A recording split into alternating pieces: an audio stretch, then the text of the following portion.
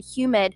Forecast temperatures in the low 90s, feeling like the triple digits, and will continue that flood threat as we head into tonight with overnight lows falling back into the upper 60s. This report is sponsored by Unbound.org. Right now, there are young people across the world facing a tough choice: continue their dream of education or drop out to help their family put food on the table. You can help change their future in a single moment. See how far your support can go at Unbound.org.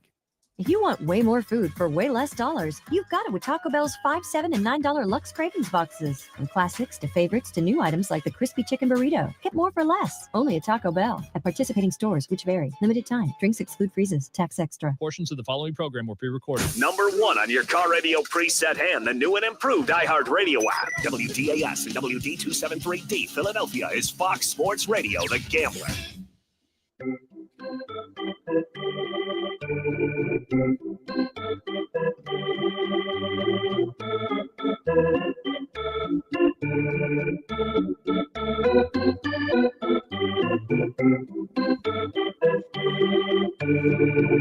Bring it on in. Daily Ticket with you live. And a good afternoon, everybody. Of course, we're opening up with all things baseball. Trade deadline fast approaching. A little under 3 hours, 6 o'clock p.m. on the East Coast. That is the deadline. Joining me right from the jump. You can read them over at crossingbroad.com here and right here on The Gambler, covering all things Phillies and Major League Baseball for us here. Luke Arcani. Luke, the Phillies have made a few moves. Got their flame-throwing closer, Johan Duran. I just retweeted how he did a video in Minnesota. I just retweeted it. The proper pronunciation back on April 4th, 2022. And I love when teams, roll that out there for us. But, of course, let's just start with this. Luke, great to have you right from the jump. First thing I'm going to ask you is this. I just want to point this out. Shame on me for not realizing that the Phillies have 17 blown saves this year. 17. Yeah, they got a lot of them. Shame on me for not knowing that number. And when I saw it this morning, I go, first thing that I said is like, could you imagine split that in half, 8 more wins instead of, and again, a blown save doesn't mean exactly a loss. I get that. But bottom line is when you blow those saves, it has a tendency to carry over. There's so many other things that go into it other than just a win and loss. But bottom line is that is a ton. I believe it's number 1 in the majors, if I'm not mistaken. And then, of course, the Phillies go out and get a guy who has 16 saves already this year, and Duran from the Minnesota Twins, and they made another trade. So we got 2 trades with the Minnesota Twins. I want to start with, of course, the closing position and your thoughts after that deal is all said and done. Yeah, it's by far the best player that Dombrowski acquired at the deadline since being the president of baseball operations for the Phillies. He's a flame-throwing closer that has 2.5, 4 years of control and is just nasty. He's so good. Like, however good you think Johan Duran is, he's better than you think. I did a big write-up last night about just like what actually makes him so good. He started to throw this like splinker now. His knuckle curve is disgusting. He hasn't allowed a hit all year on his knuckle curve. Like, the guy is gross. He's under control for 2 more years, including the rest of this season. And I think the biggest, takeaway from that trade is Dave Dombrowski put some work in to get that trade done, because originally the Twins wanted Andrew Painter, and Dave Dombrowski said absolutely not. He stood his ground, and he got the guy that he wanted all along for, I think, cheaper than they expected. Listen, Mick Abel, I can't give enough credit to Mick Abel, because this Johan Duran trade doesn't get done if it's the Mick Abel from last year. Mick Abel figured things out over the offseason. He came up, he outdueled Paul Skeens in his major league debut. Yeah, he started to fall off a tad after that, but he had a few good starts in there. He went back to AAA once he was optioned. Had another few good starts down there, and he turned into a tradable pitcher again. Last year, he wasn't that. He was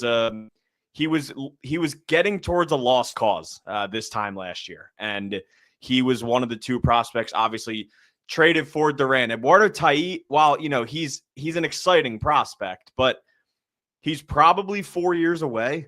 He's 18 years old, and a lot of people don't think he's even going to stick as a catcher.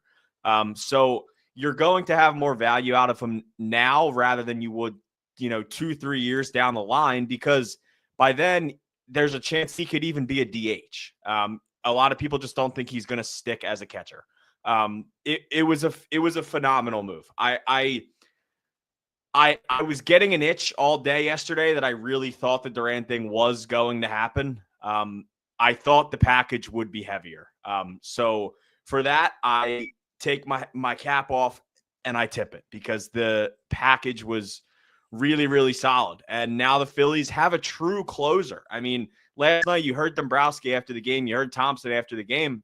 The Phillies, way of going about their bullpen the last few years hasn't been having a set closer. Granted, I don't know if they've had a pitcher that's been consistently good enough to be their closer.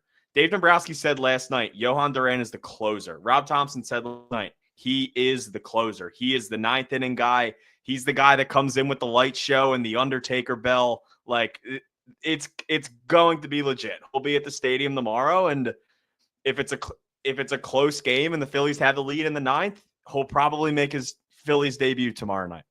Am I tripping? Did Romano have the light show too at one point in time? Yeah, this season? usually anyone that comes into a game, they tend to hand out some light shows here and there. Yeah. But this is officially the set light show, at least for the rest of this season. It's the Undertaker. They ring the bell. They could ring the bell in center when the bell goes off. It's just too good to be true. It's just too good to be true. I'm right there with you on everything. I know we tend to fall in, and Luke maybe it isn't in this bucket, but us as fans are like, our text chat yesterday, and I'm sure everybody's the same thing. Like, forget those kids. Go out there and get those players. And you just can't do that. You can't leave the cupboard bare. There doesn't work. There has to be a common ground, because there was this big talk yesterday in our group chat. And I said at the end, I was just getting tired of everyone going back and forth. It's such a circular argument. Trading prospects or not trading prospects is such a circular argument, because everybody values prospects differently. Like, absolutely. Everybody thinks Miller is a better prospect than Crawford. People think Miller's better than Painter. People think Tait will be better than Crawford. Like, you can't get into that argument. There will never be a right answer to that argument. The Phillies are trying to win now. They don't need a catcher that's 4 years away right now. They need a closer, and that's what they got yesterday. Look, Andrew Painter is the one guy that I did not want to see. We've been hearing about him a ton. He went through, of course, the injury, bounced back. He pitched well yesterday, if I'm not mistaken. Yeah. Rich checking in right now, right from the jump. He wants to know if Andrew Painter is not traded, which we mostly all know he won't be. How fast will Philly place him into the rotation? Will he get PT this year in the rotation in your mind, Luke? Yeah, I think so. I don't think it'll be right away, but he will make some starts at some point for the Phillies this year. The bigger prospect, I think, that we're going to have our eyes on over the next, I would say maybe 24 hours, is Justin Crawford. Obviously, with the Harrison Bader move, that was their next move. They got Harrison Bader, their second player from the Twins this deadline. For a few prospects, one of them's a 16-year-old pitcher. Fine. He's 16 years old. He can't even vote yet. It's okay to trade him. Bader's been in the league for a long time now. Bader's been in the league for a long time. Yeah. He's sort of turning into one of those immaculate grid legends. This is his 7th team, I think, now. But what are your expectations? What's his role? What does he do well? Why'd they pull the trigger on him? So for starters, he's a wizard in the outfield. He has 8 defensive runs saved in center this year and 5 in left. He is really, really good defensively in the outfield. And he's also not a bad hitter either. The best thing about Bader for me is that they were able to find a right-handed bat that's pretty even on the splits. Like, he doesn't just favor lefties, or he doesn't just favor righties. He doesn't have to be a platoon player. He is more of a platoon player. So right now, I think their plan is, say they weren't calling Crawford up tomorrow. I think there's a very good chance they call Justin Crawford up tomorrow before the Tigers series. I think Marsh, Bader, Castellanos is your outfield. You bring up Crawford / Bader / Marsh. You go with a trio of a left center bench there. And then what happens with Rojas? What happens with Kepler? I don't know. I don't really know that answer right now. I think the obvious move would probably be Rojas to AAA.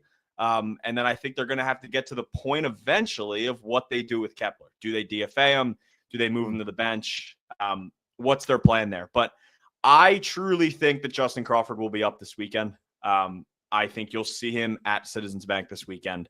And they're going to really start running with those, obviously Nick Castellanos, barring some crazy trade in the next 2 hours and 49 minutes, he's your right fielder. I think the left and center is going to be a trio of Bader, Marsh, and Crawford. All right, you know where I'm going with this. Again, Luke's going to be busy writing up over at crossingbroad.com. Great write-up already on the new flame-throwing closer, John Duran. Again, just going off his pronunciation. I love that. So go ahead and catch that over at crossingbroad.com. You know where I'm going. If the Phillies are done, are you satisfied? I am. I'm getting a feeling they might not be done. I think they have one more left in the tank. Listen, I don't know if that's another bat. I don't know if that's, maybe a middle to higher-ish end reliever. I just get a weird feeling that they're not done because they went into this deadline from what was so different going into the deadline, 3-4 weeks out was years past. It was a lot of Andrew Painter, Ada Miller, Justin Crawford, all are not available. Prospects, we are saving our prospects. We're not dishing them. This year, it was, maybe Ada Miller is available. Maybe Crawford is available. Maybe Arun Escobar. Like this year, it was a lot more obvious that they weren't prospect hugging like years past. Yes, they said yesterday Andrew Painter's off the table. But I think it says a lot that they got these two deals done. And realistically, the only true, and this is no flack on the guys that left in the Harrison Bader trade, but the only two big prospects that they traded for the last 24 hours were Mick Abel and Eduardo Tait. And one of them's not even really a prospect anymore. They still have a lot of prospects left that are interesting teams. A guy like Gene Cabrera, Arun Escobar, Ada Miller. I mean, Ada Miller, that deal would obviously have to be for a notable player.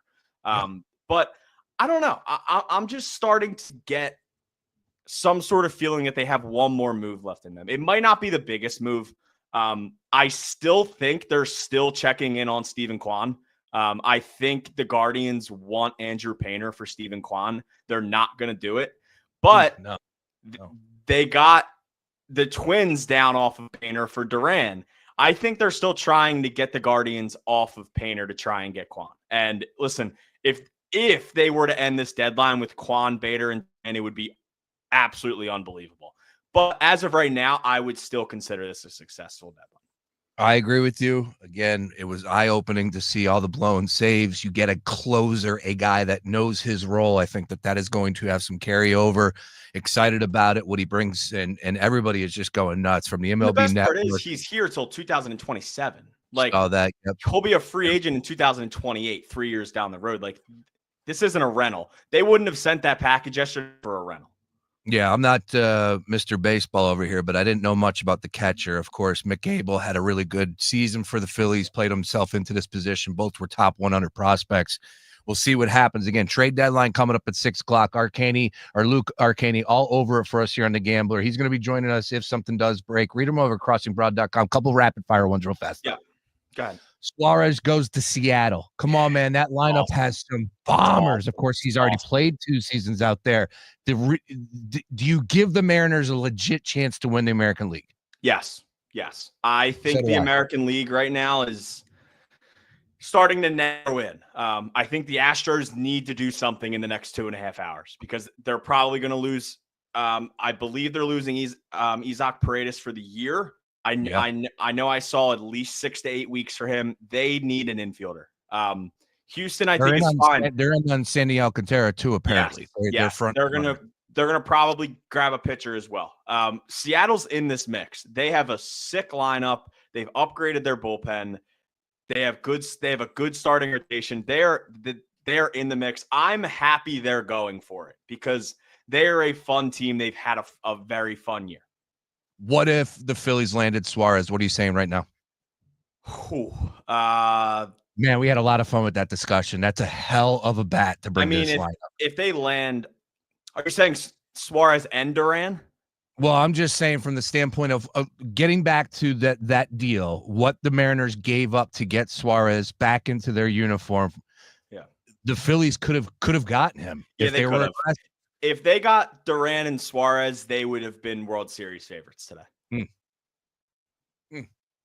Not saying they're still a good baseball team, very good baseball team, but I think they would have been World Series favorites today. That stings a little bit. And you're putting him out there with Cal Raleigh, the two guys, top 5 in home runs this season. That would have been nice to get 36 bombs added to this starting lineup. As far as the Padres, they're going for it. They have since the All-Star break, which is only a little bit of a few weeks ago. But bottom line is they have one of the better bullpens in baseball, if not the best bullpen. Yeah, they have 3 All-Star relievers. They had a really good bullpen already. Their bullpen just got a lot better. Do they have enough to win the National League, to win the division? What is your outlook on the Padres right now? They need a bat. They need Stephen Kwan. They should be going all in for Stephen Kwan, I think.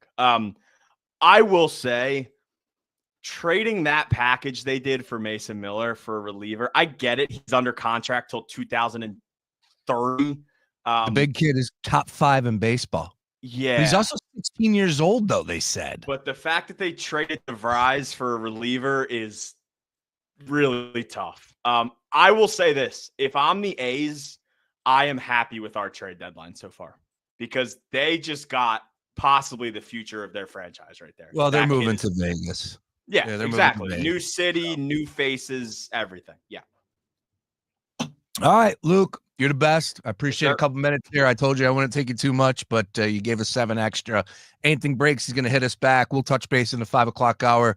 Deadlines get deals done. That is a cliche that runs true every year. We'll see what happens. Sir, thanks, Sean. My man, there he is, Luke Arcani on the Gambler stream. Get involved in the conversation. Sorry, Rich, he did have another question.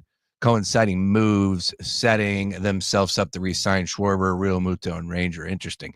I was reading earlier today that Ranger would have been dealt. Didn't really put too much stock into that, but that was something that I did see on the timeline. You know, Rich, I'll give you my take on this. Schwarber's easy, right? Like, I think we all want Schwarber back. He is just a bomber. It feels like he fits well with this city. Everybody loves him in that clubhouse. Schwarber's an easy one for me. And as good as JT has been this season, and JT was my player of the first half, right? Like, you can go down the mix. Could have gave it to Schwarber easily. Could have went to Wheeler. Could have went to Christopher Sanchez. But for my money, I went with JT because of what the starting pitching has brought to the table all season. And you want to give JT his respect. And, oh, by the way, he did bounce back. But if this team doesn't get over the hump and make a little bit of noise come October, come, of course, playoff baseball, and they were able to get inside the house last year, but they didn't kick the door in, right? You know, kind of everybody felt like the Mets were going to have their number. It played out like that, unfortunately. And I know that everybody is kind of down somewhat. Earlier today, I was going off about a tweet that I have that I will bring it up a little bit later, from Michael Barkan, who hosts pre and post game for the Phillies. And some of the things that were coming out of his mouth yesterday were just ridiculous. But there are a lot of people that do feel what Barkan was saying somewhat to a point. I didn't like his words, mainly disgraceful. But there is a vibe of like the PTSD kicking in from last year. Like, this team is just going to have the same what happened last year this year. So my point is, long-winded, Rich, is like, all right, yeah, he's playing great, but like, if this team doesn't get over the hump, why are we re-signing all the players that can't get over the hump? I know you got to fill out a roster. I know JT's great at his position, but, you know, can you get better at that spot? You can certainly get younger. I don't know. It's just one of those things that I was thinking about with this whole of like everybody going nuts. You got to re-sign Schwarber. You got to re-sign JT. Bring back Ranger. And like Ranger's gone. I think we can all come to an agreement on that, right? We know who his agent is. It seems like he's going to be, heading somewhere else and getting a huge payday, and rightfully so. He's pitched his ass off to deserve that. But JT is one of those guys that, if he does hit the open market, I would assume that there would be a team that would die to have a veteran leader like JT Realmuto at the catching position, right? Somebody that would overspend to bring him in to deal with some young pitchers on their staff, so on and so forth. And hopefully he can produce like he has as of late. But, these are the tough questions that Dombrowski has to answer. And I would just say again, Rich, to your question, these are things that absolutely are going through his mind. Like, hey, who's going to be back? These guys aren't just winging it this year and like, oh, we'll worry about next year come, December when it's hot stove time. No, these are questions that they're answering right now, to your point. So great question. Just interesting because I like JT. I like JT a lot. But, man, if this team doesn't get over the hump, let's go. All right, you know what? Let's dive into that real quick because I did have this since I brought it up. Apologies, a little bit all over the place. But again, MLB trade deadline. We will give you anything and everything that breaks. You want to talk about a breaking. Good grief. I wasn't ready for that one. Lord. Yeah, exactly. All right. Breaking news sounder coming in a little hot. Any trades go down, I'll have them for you here. There you go. My Lord. So Barkan, is an older dude who deserves a lot of credit. And I think he tries to go show to show and how can I stir it up and then get through this show and make things interesting other than realizing that we are a smart fan base and this is 162. And it takes a long damn time to complete a season, and there's going to be ebbs and flows. But him and Ricky Bo have been going to that, oh, I'm mad. I can't believe they lost. It's a Tuesday night in Chicago, and they lost. And again, I don't think it plays well for 80% of the fan base out there because you see it on the timeline and people are like, all right, dude, shut up. We're smarter than that. But for him, it's easier to get through a show if you have something like that you could focus on. But I got to take up with what he said yesterday. And it really if this is what's being pitched by the head host on the team's pre and post game show, if I was the Phillies, I'd be pissed. If I was a player on that team, I'd be pissed. We're giving up anytime you need us from an interview perspective, we're there. I'm not asking for you to pull out the pom-poms, but this is way over the top. According to Destiny Legardo, who writes for Phillies Nation? Is she over at Phillies Nation? Yes, she is. She said, Barkan, quote, this is on yesterday's program, this season is heading the way last season ended up. It really is disgraceful. They're three wins away from the best record in baseball. The majority of what do we got? 52, 53 games left in the regular season. They play 162, quick math, 105, 110, whatever it is. The majority of the year, they've been in first place. They have been in and out of first place over double digits. The trade deadline is here. You have no idea how this season is going to end up. And you're saying that this is disgraceful? Come on, man. We have been a part of some teams with unbelievable expectations, 4 aces, Ryan Howe, going down the list of big boppers, studs in the lineup, and they didn't come through.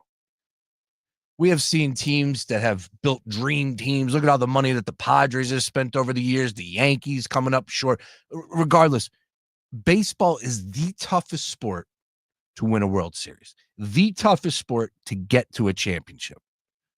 Nobody had the Phillies get into the World Series 2 years ago when they did. Nobody. They fired Joe Girardi in May? And that team made the World Series? But this team that currently is a half a game out of first place, I believe, that has been playing their ass off. Sure, are they perfect? No. but it's been a lot of fun for me to tune in and watch. It's been disgraceful. It's disgraceful. Dude, like, calm down, Barkan. Calm down. Isn't it old to you as a fan of this team to tune into that show and to have this dude, Chicken Little, the sky is falling every single time they come up short? Like the WIP stuff, just stop already. It doesn't have to be that way. Let them do their thing. That's fine. You are the host of a pre and post game show. Have a little fun. Do something different. Experiment. Instead of I'm mad, they came up short. Yeah, they lost to the Chicago White Sox, who are a terrible team who have 39, 40 wins on the season. I get it. But who have been playing a hell of a lot better the last 2 weeks. It's July, and you have no idea how this season's going to play out. It's disgraceful. It's a first-place team, 3 wins away from the best record in baseball, yet it's disgraceful. Come on, dude. Be better than that. Apparently he's not. Daily Ticket. Riled up, ready to go. Julian Edlow on the other side. My Lord. We're going to talk some football, but we will keep you up to date on everything that's happening in the world of Major League Baseball with the trade deadline.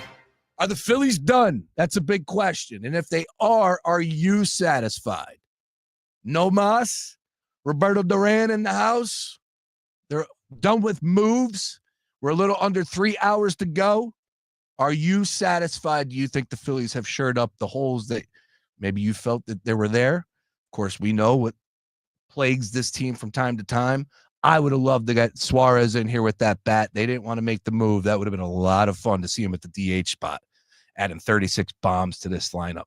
We'll see what happens, though. Again, we'll keep you up to date on everything. However, man, it's football season. We got a football game tonight. Unbelievable that football season is here. We're going to talk some NFL futures, some college futures with Julian Edlow from DraftKings Sportsbook. It's the Daily Ticket. Don't go anywhere more after this. Fox Sports Radio, The Gambler. Now, total traffic for Philadelphia. 95 northbound Crawling Naaman's Road, the Commodore Barry with flooding in the right lane. Further north, backed up Girard Point Bridge to Penn's Landing and Vine Expressway to Bridge. Southbound Jan Kottman down to the Vine Expressway. Westbound Schuylkill Crawling Vare to Girard. To tell a total traffic. This report is sponsored by Dairy Queen. Miracle Treat Day at DQ is Thursday, July 31st. When $1 or more of each Blizzard treat sold at participating locations benefits kids like me, Ari, a Children's Miracle Network Hospitals champion. Support local kids like me on Miracle Treat Day at DQ, Thursday, July 31st. The last thing anyone wants is to leave behind confusion, stress, or worse, family conflict.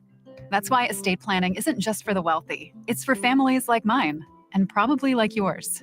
With Trust and Will, I created my estate plan in minutes, from naming guardians for my kids to putting our house in a trust to avoid probate.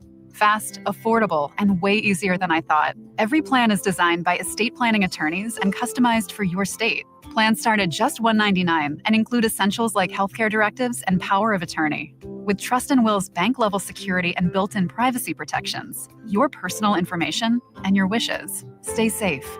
Whether you're newly married, raising kids, caring for aging parents, or just want peace of mind, Trust and Will makes it easy to protect what matters most. Go to trustandwill.com, use code RADIO at checkout, and save 20% on your personalized plan. Because there's no better time to protect the people you love. Trust and Will is an online estate planning service. See website for details. If you own or manage a business here in Philadelphia, are you unsure where to start when it comes to advertising? Well, here's a surprise. Fox Sports The Gambler, your local iHeart station, is the one place you can get it all. Hey, it's Sean Brace, and we can help with everything from radio and podcast ads to social media and digital. And we can even get local voices like mine spreading the word about your business. So if you're looking for someone to take care of it all, do yourself a favor right now. Call 844-844-iHeart or visit iHeartAdvertising.com today. If you're 55 or older and into that whole saving money thing, T-Mobile has an exclusive phone and internet bundle just for you. Right now, get 2 unlimited phone lines plus 5G home internet for just $30 each per month with autopay, plus taxes and fees. And with 5G home internet, setup is easy with just 1 cord and no technician needed, which is great if you're also into that whole keeping it simple thing. Switch now and experience the best mobile network in the U.S. Visit your local store to start saving. T-Mobile, it's better over here. Based on analysis by Ookla Speed Test Intelligence data Q4 2024 to Q1 2025. Ookla trademarks used under license. Unlimited on our network. Customers on voice plan may notice speeds lower than other customers and further reduction if using more than 50 gigs a month due to data prioritization. Video streams and SD on this plan. Home internet pricing after $20 a monthly bill credit plus $5 per line without autopay. Debit or bank account required. See 5G device coverage and access details at T-Mobile.com. You've got apps for everything. Music, photos, even ordering coffee. But only one app gives you the live radio experience. It's radio your way. Anytime, anywhere. Join the millions already listening. The free iHeartRadio app. The #1 app for radio. Popsicles, sprinklers, a cool breeze. Talk about refreshing. You know what else is refreshing this summer? A brand new phone with Verizon. Yep, get a new phone on any plan with Select Phone Trade-in and My Plan. And lock down a low price for 3 years on any plan with My Plan. This is a deal for everyone, whether you're a new or existing customer. Swing by Verizon today for our best phone deals.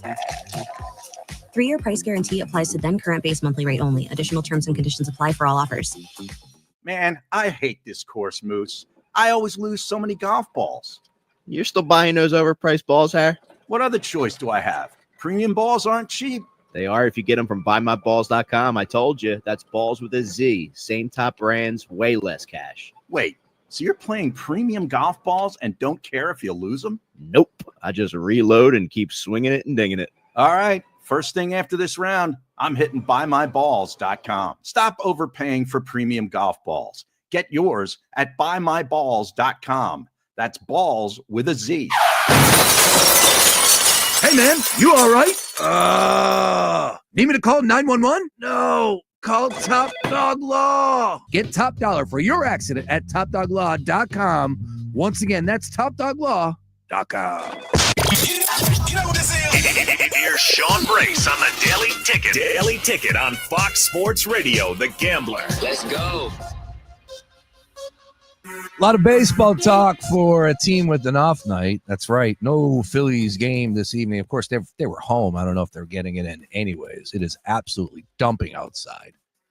Yeah, I'm curious about this, right? Like, I'm not trying to go into the global warming thoughts or anything like that. But I feel like these storms are bringing just a tad bit more water these days. All right. The flooding's ridiculous. I'm starting to see some of these videos it is just dumping out there. And I don't know if I'm out of my mind on that. Normally I am, but if you're feeling the same way, let me know your thoughts on that socials as well. I don't know. Julian Edlow joined us. Haven't talked to Julian in quite some time. It's been a busy summer. He was out to Vegas, a little summer league action. Caught him on VSiN, sounding great with the gang out there on the Vegas Sports Information Network. And of course, we got him live right here on a Thursday. Football season. We do have a game this evening. Julian, am I out of my mind? Or do you feel like storms are bringing more water these days? Storms are bringing more water? Yeah. I mean, I guess I haven't thought about it. I didn't expect that question off the bat. Are you taking the over, or do you think it's probably a push? I think it's probably a push. Yeah. I don't think probably is. I don't think Mother Nature's changed that much. Yeah, I don't think so. I don't know, man. Maybe, who knows? But these videos, maybe the videos are surfacing a little bit more, and that's what it is. That's what it's probably more of what you're seeing, right? Yep. We see more these days. Tell you what, I always wanted to be one of those weather reporters reporting live in the middle of a hurricane, hanging onto a sign as the wind's blowing. I always wanted to be one of those guys, but I was one of those people the weather reporters interviewed once. There was a big, what was it? A hurricane? I don't know. What kind of storm? I don't know. It was in Narragansett, Rhode Island, back in my college. A nor'easter came your way up there. Some kind of nor'easter where the waves were crashing over the walls and everything. And we were out there. We saw one of the weather guys, and nobody else was out there. So he's like, "Hey, you guys want to talk about what's going on?"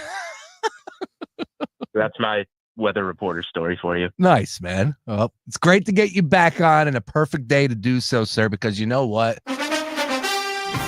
Crank up the band. We have actual football action. Football season is here, Julian. I don't know what the hell happened to this year, this summer, but it cruised right by. We are here. We have two teams playing tonight. Of course, the Hall of Fame game. Not too sure that we're going to be wasting too much time talking about this game, breaking this down. Is there a player if you're not betting on Kyle Allen versus DJ Uiagalelei there you in the go. fourth quarter of this Hall of Fame game, you're not living. Oh my goodness, DJU out there. Is there? So that's the first question I was going to ask you. Is there any players that you would even like say, you know what? Let's see what he has. Could have an impact on these teams moving forward in the future.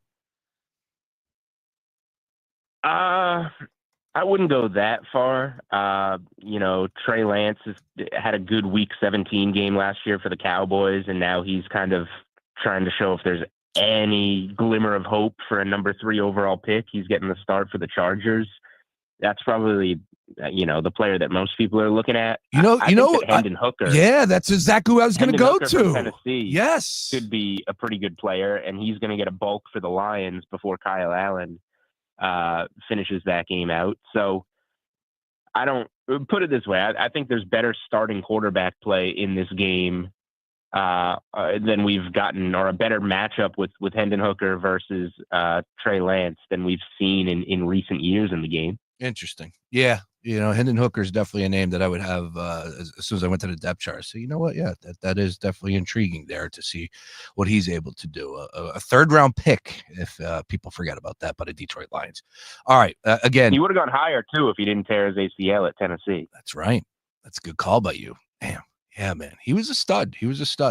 All right. I want to say, you know what? I want to go right to college because it's good to get with you here. Haven't talked to you in a little bit. Really excited about the opening weekend, not week 0, but that following week 1. Some of the matchups that are just out there right now, whether it's LSU and Clemson or Florida State and Bama, of course, Notre Dame. I think there is a lot of premier matchups that kick off in week 1. What's the one that you have circled, maybe a little action on already as far as a spread is concerned?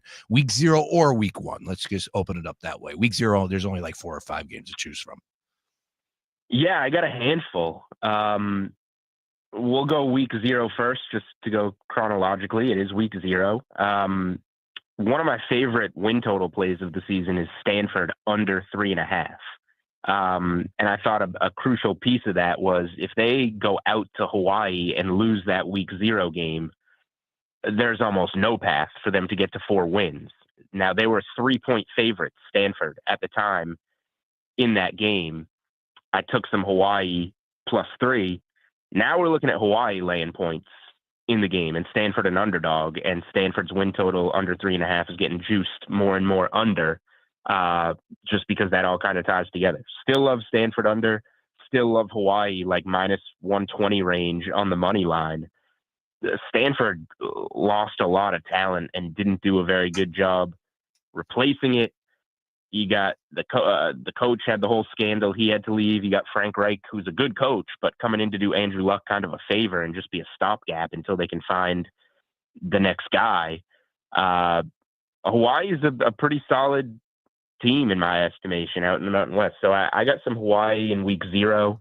In terms of the bigger games, week 1, I want to be contrarian and say my eyes are on another game, but I think everybody's going to be paying attention to Texas at Ohio State. Incredible. Just because, the national champs against who I think will probably open the preseason number 1. Maybe it'll be Penn State, but 2 top teams as far as odds are concerned to win the national championship on DraftKings, and we're opening up with that game. That's unbelievable. Yeah, forget the AP poll. The 2 teams that are favored to win it all play each other at noon, not even at night, at noon in week 1. Texas has taken a lot of money, 4.5 down to 3. They're getting all the hype. We haven't seen much of either quarterback. I'll put a lot of what I can say about Texas is it's a nice down spot with Ohio State coming off the national championship. And remember, Texas was on the goal line to tie that playoff game against Ohio State. There was a fumble. Ohio State brought it the other way to make it a 14-point game. So it's a revenge spot in a lot of ways as well. I just don't like what Texas brings back on offense. Arch Manning very well may be a great quarterback, but he's going on the road week 1. Not much of an offensive line returning, not much from a receiver standpoint returning. And Ohio State brings some good players back. So I like Ohio State money line now that that price has dropped. And in the night game, which is Tigers on Tigers, Death Valley on Death Valley, I'm buying into the Clemson hype. There's a lot of Clemson hype. I think LSU has lost 5 openers in a row. Brian Kelly, not a great week 1 coach historically. I'm not a huge Dabo fan, but I like all the experience Clemson has. LSU, I don't think the offensive line is going to be very good. And you could make the argument Clemson has the best D-line in the country. So I think at home, Clemson and those pass rushers is going to make a difference. 2 great quarterbacks in Nussmeier and Cade Klubnik. I will take the home team there again in the nightcap. Then we got some other ones as far as on Sunday with Notre Dame and Miami. The Irish are 2.5-point favorites. And on Monday, Bill Belichick getting his start with UNC Tar Heels taking on TCU, where UNC is catching 3. An opinion on either one of those games, the Catholics versus the Convicts, or TCU and UNC? I have an opinion on both games, actually, but not as much a side. I would lean Notre Dame. I would lean TCU. But I played the under in both games. I think both Miami and Notre Dame are going to look pretty good defensively. We'll see about Carson Beck, but I don't know right out of the gates if he's going to be playing his best football against a really good Notre Dame team, really good Notre Dame defense. You remember that game against A&M last year. They really, Notre Dame's opener on the road once again, they really grinded that game out. Very low scoring. Not that Miami is Texas A&M, but you have to expect a step back offensively without Cam Ward there. I think under 54.5 is good in that game. And then we're getting a Bill Belichick game with a 59.5 total. Ooh. I know TCU is a Big 12 team. You spread them out. You score a lot of points, but Belichick's going to bring his defense in there. Steve Belichick is the defensive coordinator. He led a great defense at Washington last year. It's true. I just think the defense for UNC is going to do some things that haven't necessarily been seen in college and are going to be able to. If Belichick can do one thing, it's translated defense, I'll say. So with TCU being on the road, I think UNC can limit them, and then we'll see what they look like offensively. I don't have a ton of faith in the Tar Heels and Belichick there. So that's kind of my handicap there, is just the Belichick effect. When's the last time we saw a Belichick 59.5 total?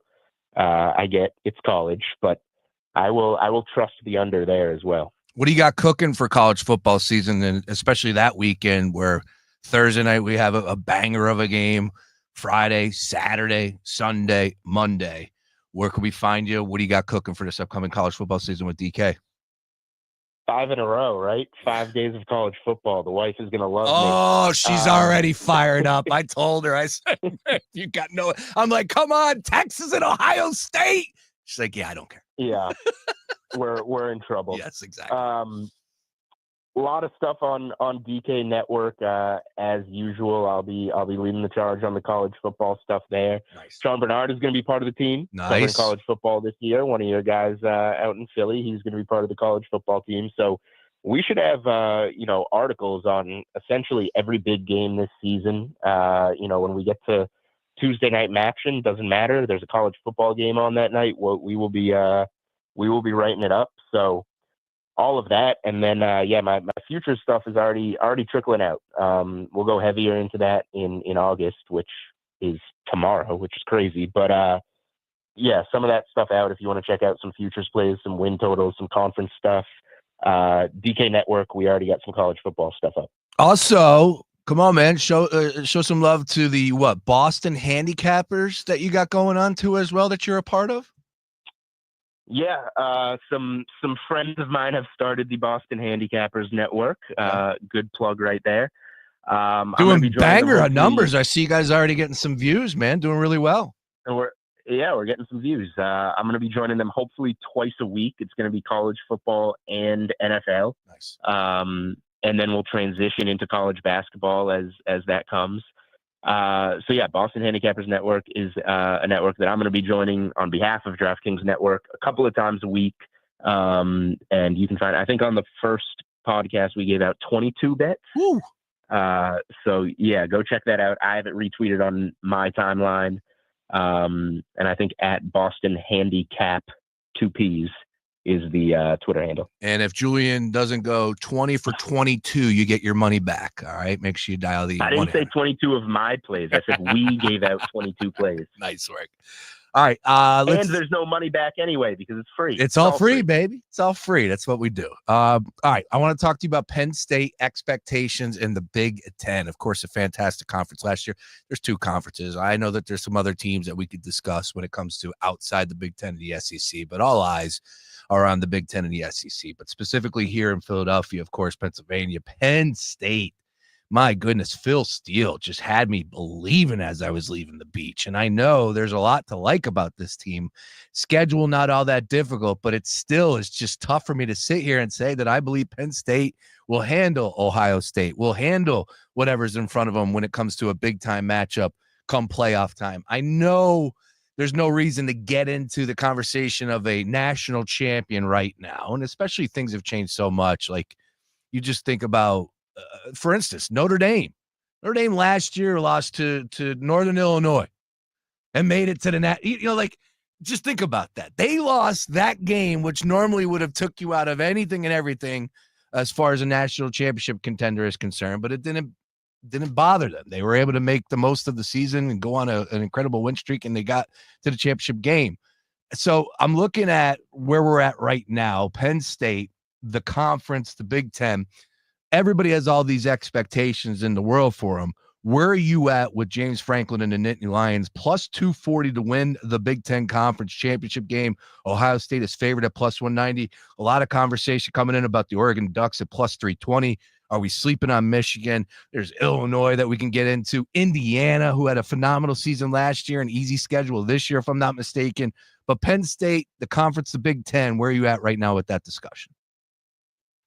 Yeah, I'm kind of straddling the line on Penn State.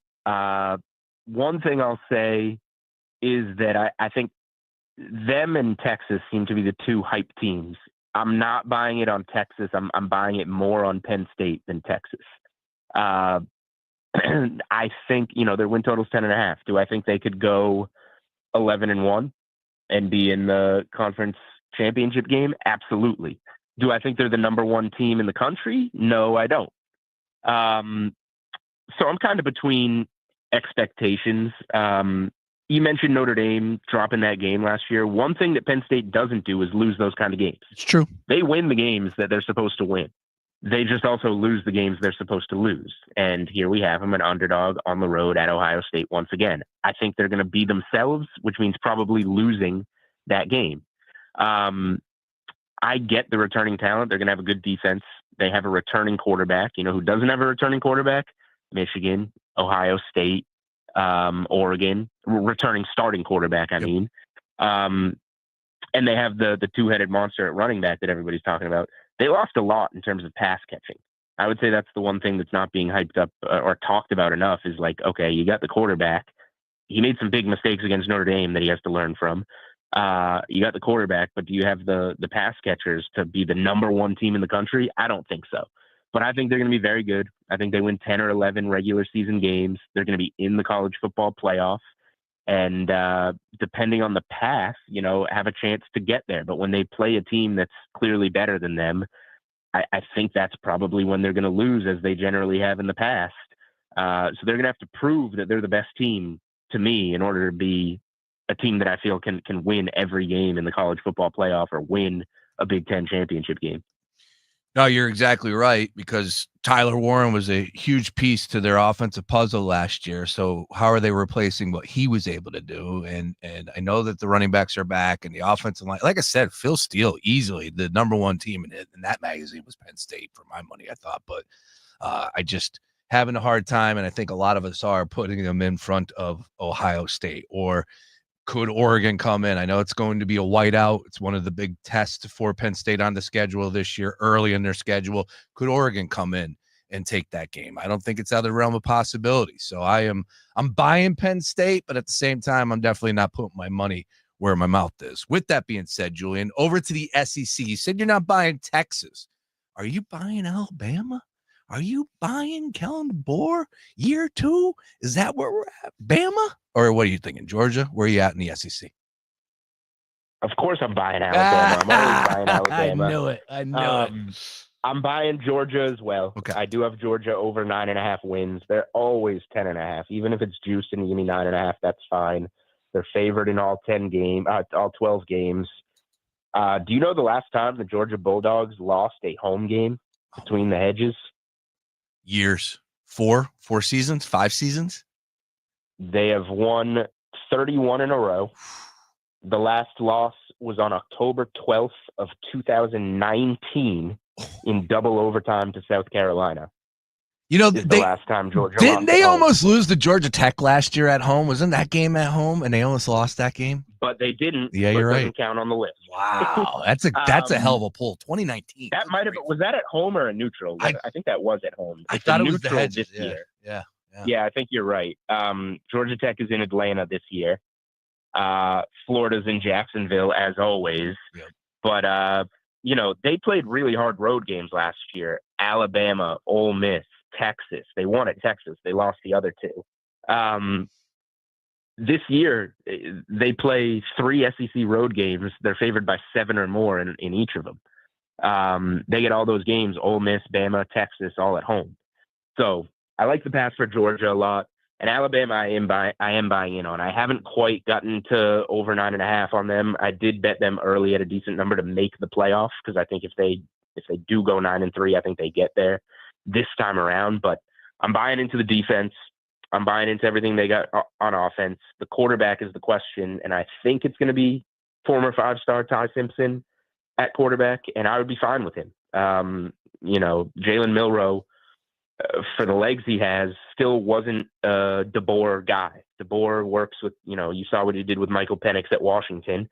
You want more of that passer, and I think Simpson can be that. So Simpson's not going to be Penix, but I think he can make more out of that. You get Ryan Grubb back, who is the OC now at Bama. He was a part of that whole thing at Washington, went to the NFL for a year. Now he's on the Alabama offensive staff. I like a lot of what I'm seeing with Alabama. I think the floor is 9 wins, and I think betting them, minus 190, 180 range to make the playoff is fine by me. Talking to Julian Edlow from DraftKings Sportsbook, hitting a little college football, getting it going here. We'll slide over to the NFL in just a second. One more. Number one, you did bring up Alabama. They do open up the season with Florida State. They're 13.5-point favorites in that game. A monster spread there. Of course, Florida State won 2 games last year. They represent the ACC. I want to get over to that conference, Julian. You opened up talking a little bit about the Clemson hype. Sure, they're at plus 105 to win the championship game here. Again, you got to have a great season to get into the game. So it's a little bit of a dicey wager, but just riddle me this. Where are you at when it comes to the ACC? There's a lot of love for Louisville. I think SMU is being slept on from the season that they had last year. Can Carson Beck do some things down there with Miami that Cam Ward was able to do? Georgia Tech is a team that could potentially be sleeper, or as I said, the favorite with plus 105 at Clemson. Any of those teams catching your attention from the ACC? Yeah, the only thing I did at the top was play Clemson. I think when they were like plus 130 range to win the conference. But I'm good with plus money. Anything plus money, I'm good there. I don't see them not being in the game. If you want to just bet it that way, it's minus 180 to reach the ACC championship game on Clemson on DraftKings Sportsbook. And again, what I like there is that whereas Clemson struggled against the SEC, would they open with LSU? They close with South Carolina.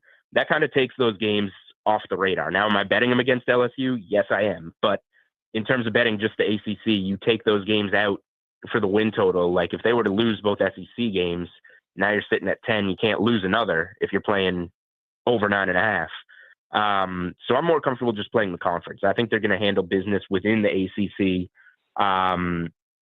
Most likely be the top seed going into that conference championship game. But even if they slip somewhere along the way, I trust them to be in it. So they just bring back so much talent at essentially all positions. Wide receiver, maybe the only holdup, but Cade Klubnik might be the best quarterback in the country. So he can bring the best out of what they do have there at wide receiver. So I'm trusting in Clemson. The ACC more for me is about who I'm down on, I would say. And Stanford, I mentioned, under 3.5 might be my favorite win total on the board. I also played some Cal under 5.5. They lost a lot as well in the transfer portal. They did a better job of bringing some of it back in than Stanford did. But they got some tough games on there too. And, it's not a coincidence that I'm on these two West Coast teams in the ACC under with those ridiculous schedules going back and forth to the East Coast. Stanford's got to go out to Hawaii, then to BYU, then they're playing ACC games. It's just a mess. So those two teams I do not think are very good, nor does the schedule help them out. You're not getting under on Cal win total anywhere else when it comes to the Philadelphia airwaves. Nope. No. That's the only place you're getting it right here. Great stuff, Julian, when it comes to college. One more Heisman Trophy. You brought up Cade Klubnik. I know he's one of the top dogs. Anybody catch your attention? I'm on Mr. Smith, man. I think Mr. Smith out there at Ohio State potentially could be the best player in college football, as he showed us last year. I know that there's a lot of mouths to feed, but all it takes is one pass, and he could take that to the house every single week. I think it was 12-1 I fired on. Again, just having some fun here. Anything for you as Heisman preseason play here? I have not played anything in the Heisman market, but I will give you some advice on if you are betting it. If you're going to bet some Heisman, take a portion of your bet and go over to the double market where you can bet on the player to win the Heisman and their team to win the national championship. Last I looked, like if you're going to bet somebody like Simpson on Alabama to win the Heisman, and I've seen people doing that at 20, 25, 30-1, you can bet Simpson to win the Heisman and Alabama to win the national title at 200-1 in the market. The last I looked on DK Sportsbook. So like, yeah, you don't want to cost yourself if he wins the Heisman and they don't win it all. So do both. But for him to win the Heisman, like you're looking at an 11-12 win Alabama team that's then going to be among the favorites going into the college football playoff to win it all. And then if they win the trophy, the Heisman Trophy, now you're sitting there with Alabama 200-1 in pocket going into the college football playoff. So all I would recommend is if you have a player you like, go and look at that double market as well. Especially if you believe Penn State's going to do it. 70-1, Drew Aller and Penn State to win the national championship. There you go. Heisman Trophy winner combo. Fantastic. I love that, Julian. Yeah, I didn't see that either. So nice work with you on that. We're recommending it to our listeners. Well, that's my job to highlight these markets. That's it. I love it. All right. Let's go ahead and get on over to the NFL and hit on some quick ones as far as teams possibly that you like, win totals or fading. But you know what? Before we do that, awards in the NFL, anything preseason awards for you?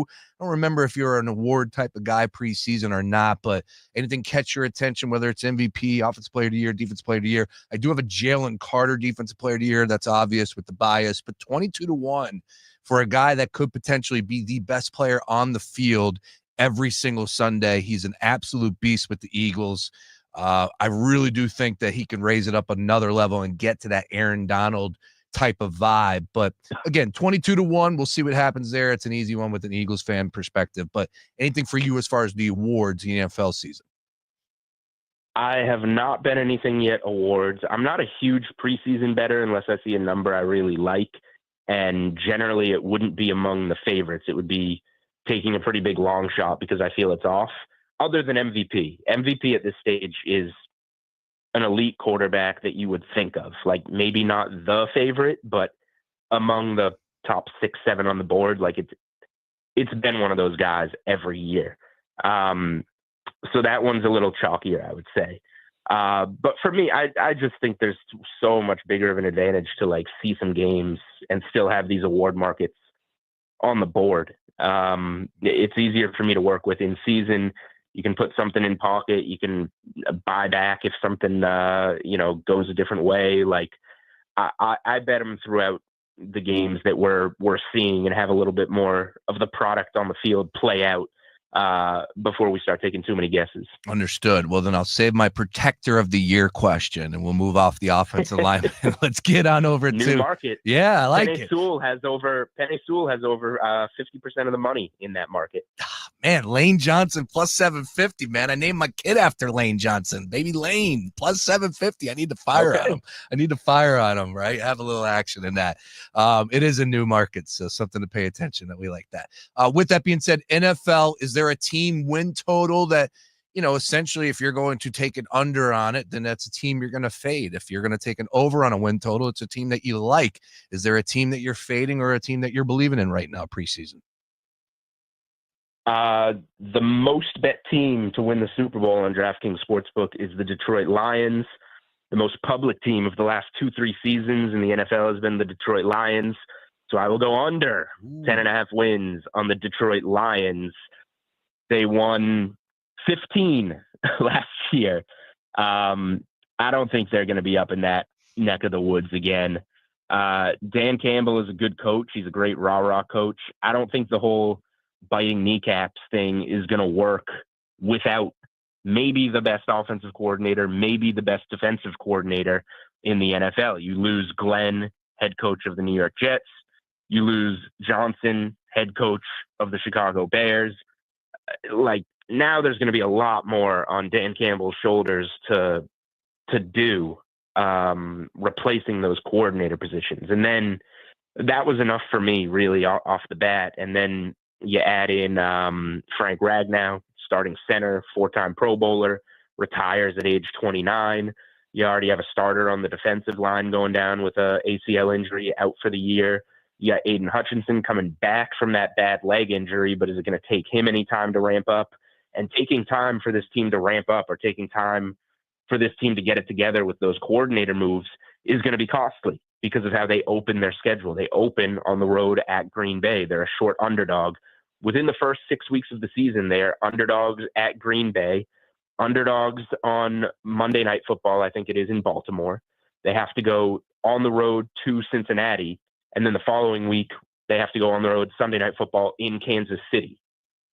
If you start dropping some road games early in the season and it's not coming together, I could see things slowing down a little bit for the Lions. So Lions under 10.5 is the first win total I played this year. Very good, man. And then Eagles and Cowboys will be open things up on September 4th. Right now, DraftKings Sportsbook showing us a 7-point spread for the Birds, 46.5. It's going to be absolute bananas down there, dropping the banner with the boys in-house.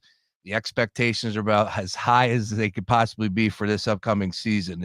Any vibes on that first game right now, or you got to wait to see a little bit of preseason action and a little bit more before you fire on game one Thursday night? I don't know if I need to see any preseason to figure that game out, but it is. I just need to figure the Cowboys out. I think we know what the Eagles are. I'm not expecting quite the dominance of last year. Everything can't go quite as perfectly as it did for them, but we know what the Eagles are. They're one of the most talented rosters in the NFL for sure, probably the most talented. Dallas, I don't know. They've been a good team with Dak on the field, and Dak's going to be on the field. So that win total is tough. 7.5 on Dallas. Like, if they stay healthy, they should probably win 8 or 9 games. But the only trend I can give you for that one is week 1 divisional underdogs are, last, 10, 11 years, they're close to 70% against the spread. So you're getting 10 with Dallas. 7 with Dallas in that game. I don't think that's going to last, put it that way. I think if you like the Eagles, this is going to close under 7. Last year, we only had 2 divisional games in week 1. This year, we have 8. So there are going to be 8 opportunities to back that divisional dog trend. And one of them would be Dallas getting the 7. I think it's going to close under that. Fantastic information, Julian. Hell of a way to end it there. Yeah, something to keep our eyes on for week 1, which will be here before we know it. But of course, college football front and center as we get the party started with the folks in college a little bit earlier here in the month of August. But nonetheless, we got a game tonight. It's exciting times, and football season is here. Great information once again from Julian Edlow. If you like what you're hearing, be sure to give him a follow on all things socials. You can find him one word, Julian Edlow. That's Edlow. Always a pleasure, man. Appreciate a couple minutes today. And like I said, it's season's here. Looking forward to catching up next week. Of course, let's keep this going weekly. I know we had a little hiatus, but football's here, so we're back after it. Yeah, I didn't want to bother you with, Summer League hoops and Cooper Flag, and then people telling me that the Sixers are going to be good this year. Oh, by the way, yeah, Paul George is done already basically for the season. Joel Embiid did an interview where he said, you know what, I don't know if I'm going to rush back this year. Things are going great with the Philadelphia 76ers, so I didn't want to bother you with all that nonsense, That's all.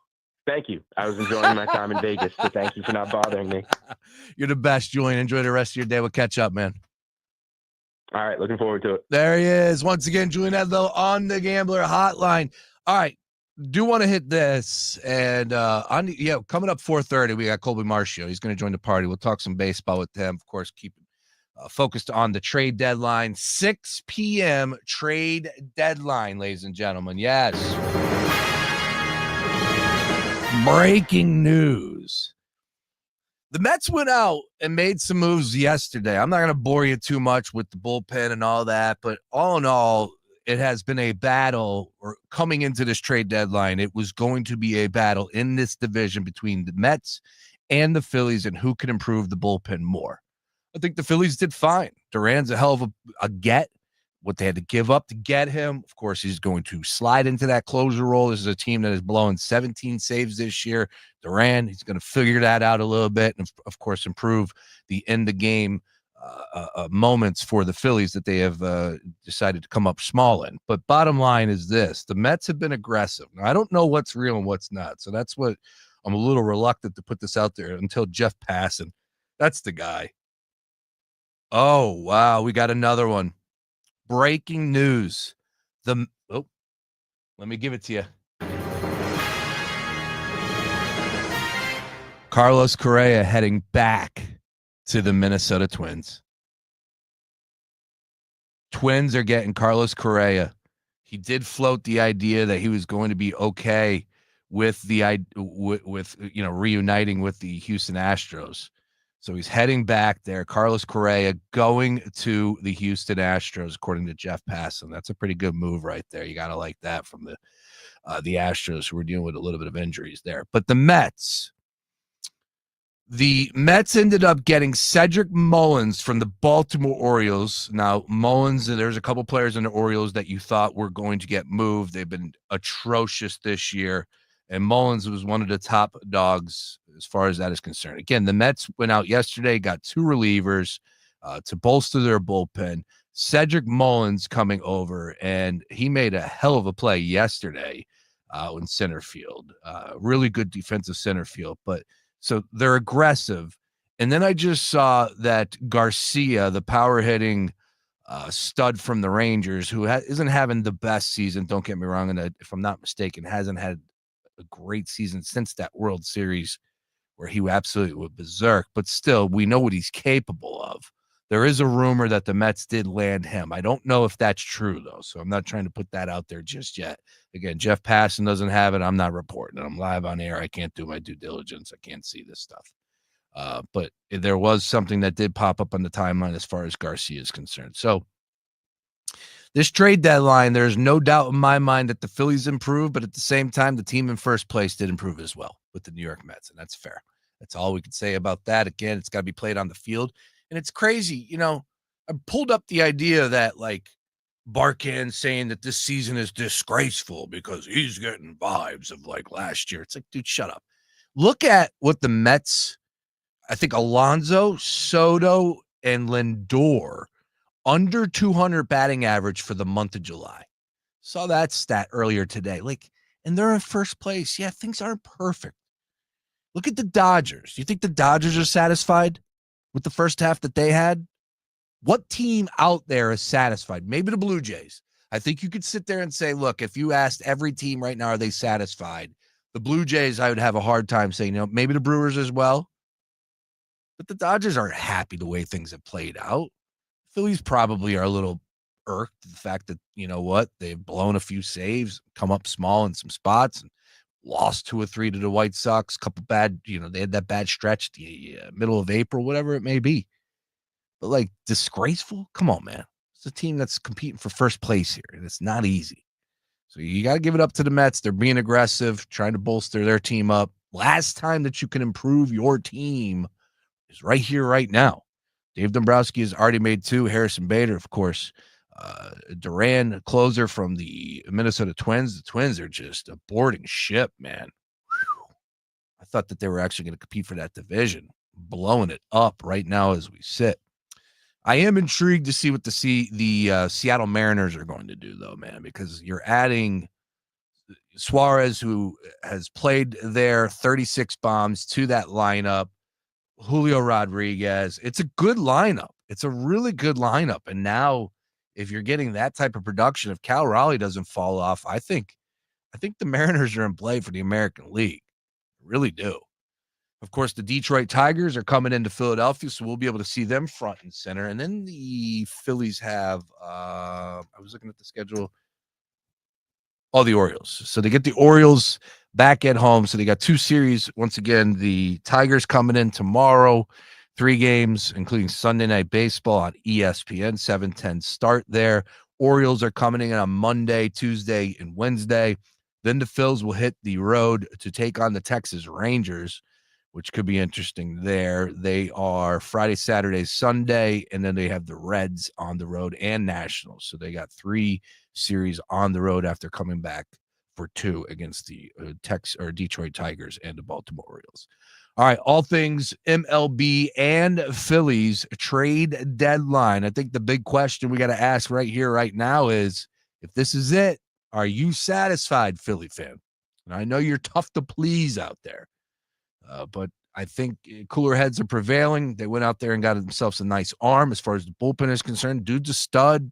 He's under control. He is a closer. He is the real deal. And he's going to pitch well at Citizens Bank Park, and it's going to be electric with that intro. But who cares about all of that if they're not winning games? Are you satisfied if this is it from the Phillies' perspective and Dave Dombrowski at this trade deadline? Get involved in the conversation at Fox PHL Gambler. Love to have you. We're streaming on all things. Oh, by the way, ladies and gentlemen, we'd be live tomorrow from the National.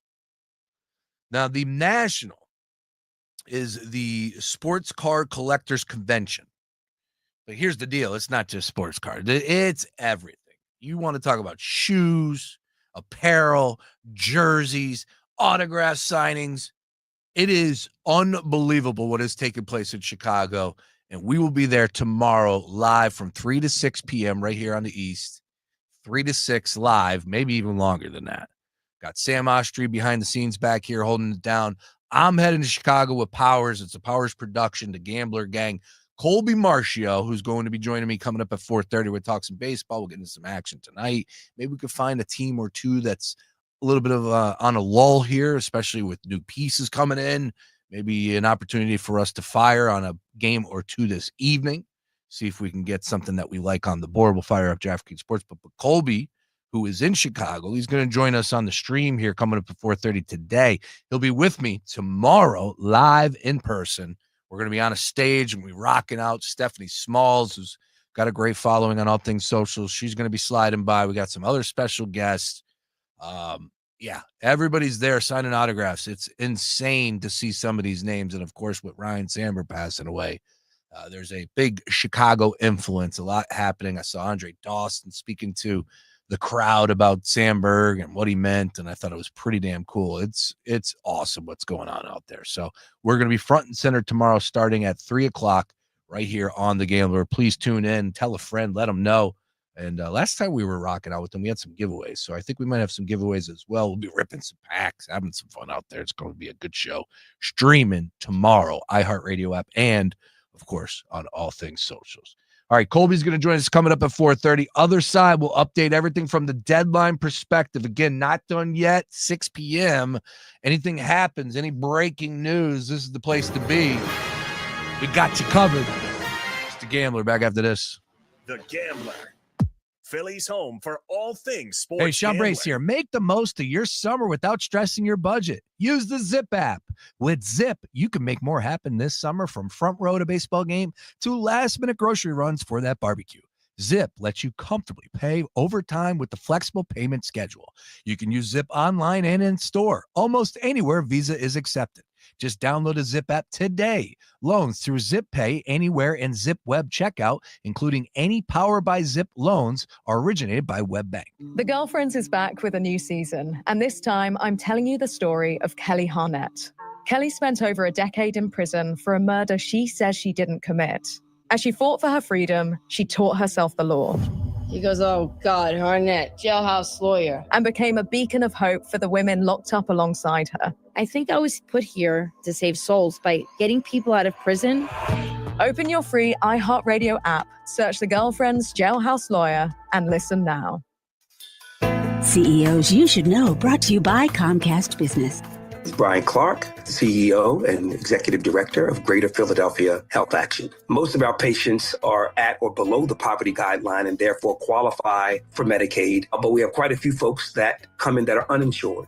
Everyone needs healthcare as a basic fundamental right. We have been doing this for 55 years. We have multiple locations across the city. We see 1,200 people a day for primary care for all ages, women's health, ophthalmology, endocrinology, rheumatology, infectious disease. We also have a very large dental program, and we are licensed in both drug and alcohol and mental health. What we have attempted to do over a 55-year period is to create what we call a total healthcare home, which allows patients that are dealing with the social determinants of health to get as much care that they can at their provider's office.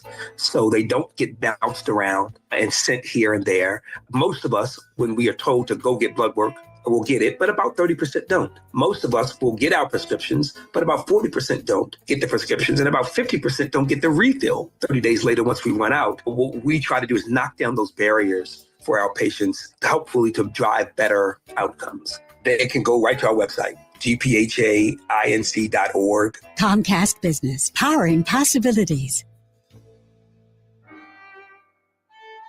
I thought I'd book a trip to Italy to celebrate retiring. We didn't speak Italian. We didn't then. We do now. Because of Babbel. Babbel is the refreshingly easy-to-use app for learning a new language. Babbel uses immersive lessons to teach you vocabulary and grammar in a way that sticks. Save up to 50% on your Babbel subscription when you sign up at Babbel.com. That's Babbel.com. Babbel.com. Need better sleep? This Labor Day weekend, upgrade to premium sleep at Mattress Firm's best sale of the year. Let their sleep experts match you with the perfect bed and get the rest you deserve. They make sleep easy. Shop Mattress Firm's best sale of the year. Here's what's trending on the iHeart Sports Network, presented by DraftKings Sportsbook. After landing their closer in Johan Duran, the Phillies made another trade with Minnesota today. Philadelphia picked up outfielder Harrison Bader. They got him for prospects. Eagles wideout Devontae Smith and linebacker Zach Vaughn remain out of action at training camp. They both got back injuries. Nolan Smith, he's still in concussion protocol. And the NFL preseason kicks off tonight when the Chargers take on the Lions in the Pro Football Hall of Fame game in Canton. I'm Scott Davidson. DraftKings is all about responsible gaming. It's more fun when it's for fun. So play responsibly. DraftKings, the crown is yours. Gambling problem? Call 1-800-GAMBLER. 21 or older. Age and eligibility vary by jurisdiction. We all remember that one teacher who made a difference, who believed in us, challenged us, made learning fun. Now's your chance to say thank you in a big way. iHeartRadio's Thank a Teacher, powered by Donors Choose, celebrating the incredible impact of public school educators. Nominate an outstanding teacher in your life who's gone above and beyond for their students to be among the winners of $5,000 to stock their classroom. Help us say thank you to the educators shaping our future. Get all the info and nominate a teacher who goes the extra mile today at iHeartRadio.com/teachers. It's the Daily Ticket with Sean Brace, 3 to 6 p.m. Monday to Friday. Let's go. Football season is officially here with the Hall of Fame game kicking things off on Thursday night. And now we can start locking in on players with real expectations. One guy I keep circling back to, Justin Herbert, quarterback of the LA Chargers. Now, Herbert's put together a strong resume already. Entering year 6, believe it or not, he's thrown for over 4,000 yards in 3 seasons. He's topped 20 touchdowns in all 5 and rarely turns the ball over. Just 3 interceptions in the regular season last year. But then there's the playoff game against the Texans where he threw 4 picks. That's the thing. Herbert looks great on paper, but when it comes to big moments, he struggles. He's just 3-18 versus playoff teams over the last 3 seasons. Herbert is good, no doubt about that. But the real question this season, can Justin Herbert be great? Football season is here. If you can wager on it, we're talking about it right here on The Gambler. My station, baby! Fox Sports Radio, The Gambler. Now, total traffic for Philadelphia. Extra slow for the Thursday drive home in the wake of all the rain. Eastbound Schuylkill Gen 202 to Belmont, approach Montgomery Drive to South. Westbound Stop and Go Bear to Girard and Boulevard to Conshohocken. And the Vine Expressway busy both ways. Schuylkill 95 northbound Jan State Line, the Commodore Barry, with flooding in the right lane. Further north, backed up Girard Point Bridge, the Vine Expressway, and Girard to Bridge. Southbound Jan Cotman to the Betsy Ross. Blue Route southbound Jan Schuylkill to south of St. David's with flooding in the right lane. Lara Tutela, total traffic. This report is sponsored by Staples. People always say, Ryan, why don't you take it easy? Relax a little bit. Well, that's what the Staples Easy button is for. Just press it for quality products, friendly experts, and services like print, travel, or shipping, because we can't do it all. All right, guys? Thanks, Staples. That was easy. Run a business and not thinking about radio? Think again. Because more people are listening to the radio on iHeart today than they were 20 years ago. And only iHeart Broadcast Radio connects with more Americans than TV, digital, social, any other media. Even twice as many teens than TikTok. And that reach means everything. Just think about the universal marketing formula. The number of consumers who hear your message times the response rate equals the results. Now let's get those results growing for your business. Radio's here now more than ever, and iHeart's leading the way. Think radio can help your business? Think iHeart. Streaming, podcasting, and radio, where the reach is real. Let us show you at iHeartAdvertising.com. That's iHeartAdvertising.com. Or call 844-844-iHeart. One more time, just call 844-844-iHeart and get radio working for you. Diabetes, high blood pressure, anxiety meds, everyone's on them. If you're a 50-year-old male, maybe a bit porky, and you may even have type 2 diabetes, $1 million of term insurance may only cost you about $200 a month. Call Term Provider. Speak with Big Lou at 800-859-3220. Big Lou will find a term life policy for you even if you have type 2 diabetes, are overweight, or have high blood pressure. Term Provider has helped thousands of people like you who think they can't afford term life insurance. To buy $1 million of affordable term life for you, all you need to do is call Big Lou at 800-859-3220. Lou will make sure the scales are tipped in your favor. Call 800-859-3220. Big Lou will answer your call and work to fit you into a term life policy that you can afford. Remember, Big Lou's like you. He's on meds too. Call 800-859-3220 or biglou.com. After I came home from Iraq, I could still hear the booms. Makes it hard to be a good mom. As America's veterans face challenges, DAV is there. I'm Naomi Mathis, Air Force veteran. DAV helps veterans get the benefits they've earned. Thanks to DAV, I was able to begin to heal. With the right support, more veterans can reach victories, great and small. My victory is being able to be here for my children. Support more victories for veterans. Go to DAV.org. Pro Savings Days are back at Lowe's. Right now, get a 4-piece GE kitchen suite for under $2,000. Plus, get a free DeWalt 20-volt Max XR 8-amp-hour battery when you buy a select DeWalt tool. Save big with deals that work as hard as you do. Shop Pro Savings Days in-store or online today. Lowe's, we help, you save. Valid through 8/1. Selection varies by location. While supplies last. Discount taken at time of purchase. See sales associate for details. Number 1 on your car radio preset hand, the new and improved iHeart Radio app. WDAS and WD273D Philadelphia is Fox Sports Radio, The Gambler. Daily Ticket with you here on a wet Thursday. Sean Bray's riding solo. Colby Marcio is going to be joining me in about 5 minutes. We're talking all things Phillies trade deadline, MLB trade deadline. Just to let you know, Garcia and the Mets, not true. It was a fake rumor or whatever you want to say on the timeline. Again, did not buy into it. Did not get what was that account? What was that one Twitter account? Big Balls. Why am I drawing a blank on it?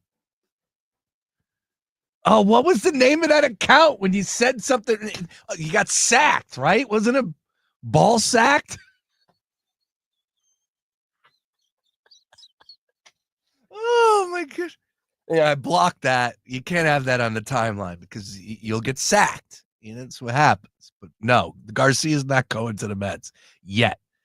We still have some time left here, about 90 minutes left, 96 minutes until we get to the deadline. Deadlines get deals done. Are the Phillies done? We'll find out. Of course, right now, I do like Duran. I love Duran, actually. Again, I'm not going to sit here and be Mr. Baseball. I'm not that, but I obviously watch a lot and do have some people out there that I respect their opinion when it comes to covering certain sports, and they are going absolutely berserk over the Phillies acquiring Duran to be their closer moving forward, and of course, under contract for seasons to come.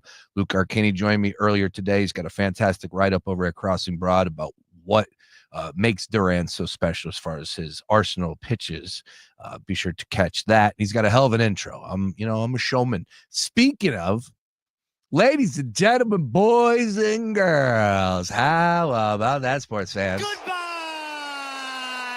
Want to give a shout out to Gerhardt's for hosting an awesome event yesterday, raising money for a local soup kitchen, if I'm not mistaken, but a local food bank that was out there in the Glenside area, St. Peter, St. Paul, something like that. And, so we're doing it for good work in the community.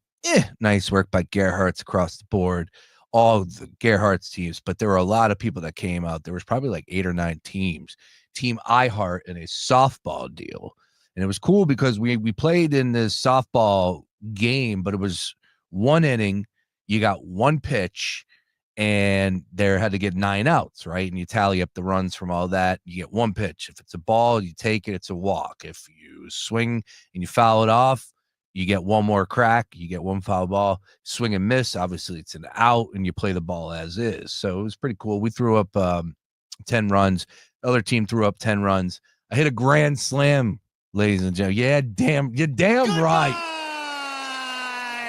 Cut that ball, felt good, and had a blast, though. It was a great time. Shout out to Gerhardt's for doing stuff like that, getting people in the community together, and there's no surprise. They've been supporting Philadelphia at all of their showrooms now for over 80 plus years. They got a brand new one in Phoenixville and a brand new one in King of Prussia off of Henderson Road. So make sure you support the home team, Gerhardt's. Check them out online at Gerhardt'sAppliances.com. And of course, had a blast yesterday hanging out with all of Team iHeart, including Natalie Aganoff, who's going to be joining me in the 5 o'clock hour. If I was to give the All Heart Award for Team iHeart, now Natalie shows up, and whatever it was, the conversation wasn't as structured as it should have been, not throwing anybody underneath the bus here. But there were some questions on like what we were actually playing, whatever. But it was a real deal softball type tournament. Natalie showed up. She didn't bring a glove. Bless her heart. Didn't care. She gets out in the field, wants to play, balls out, takes third base, the hot corner, gets a glove from the opposing team that's a lefty glove, plays. She's not even a lefty. She's like, I'm on the hot corner. I'm here. I can stop balls. Let's go. Awesome. She got the Heart Award for Team iHeartRadio by doing that. Of course, like, can we play these things without somebody getting upset or over competitive? Is it possible?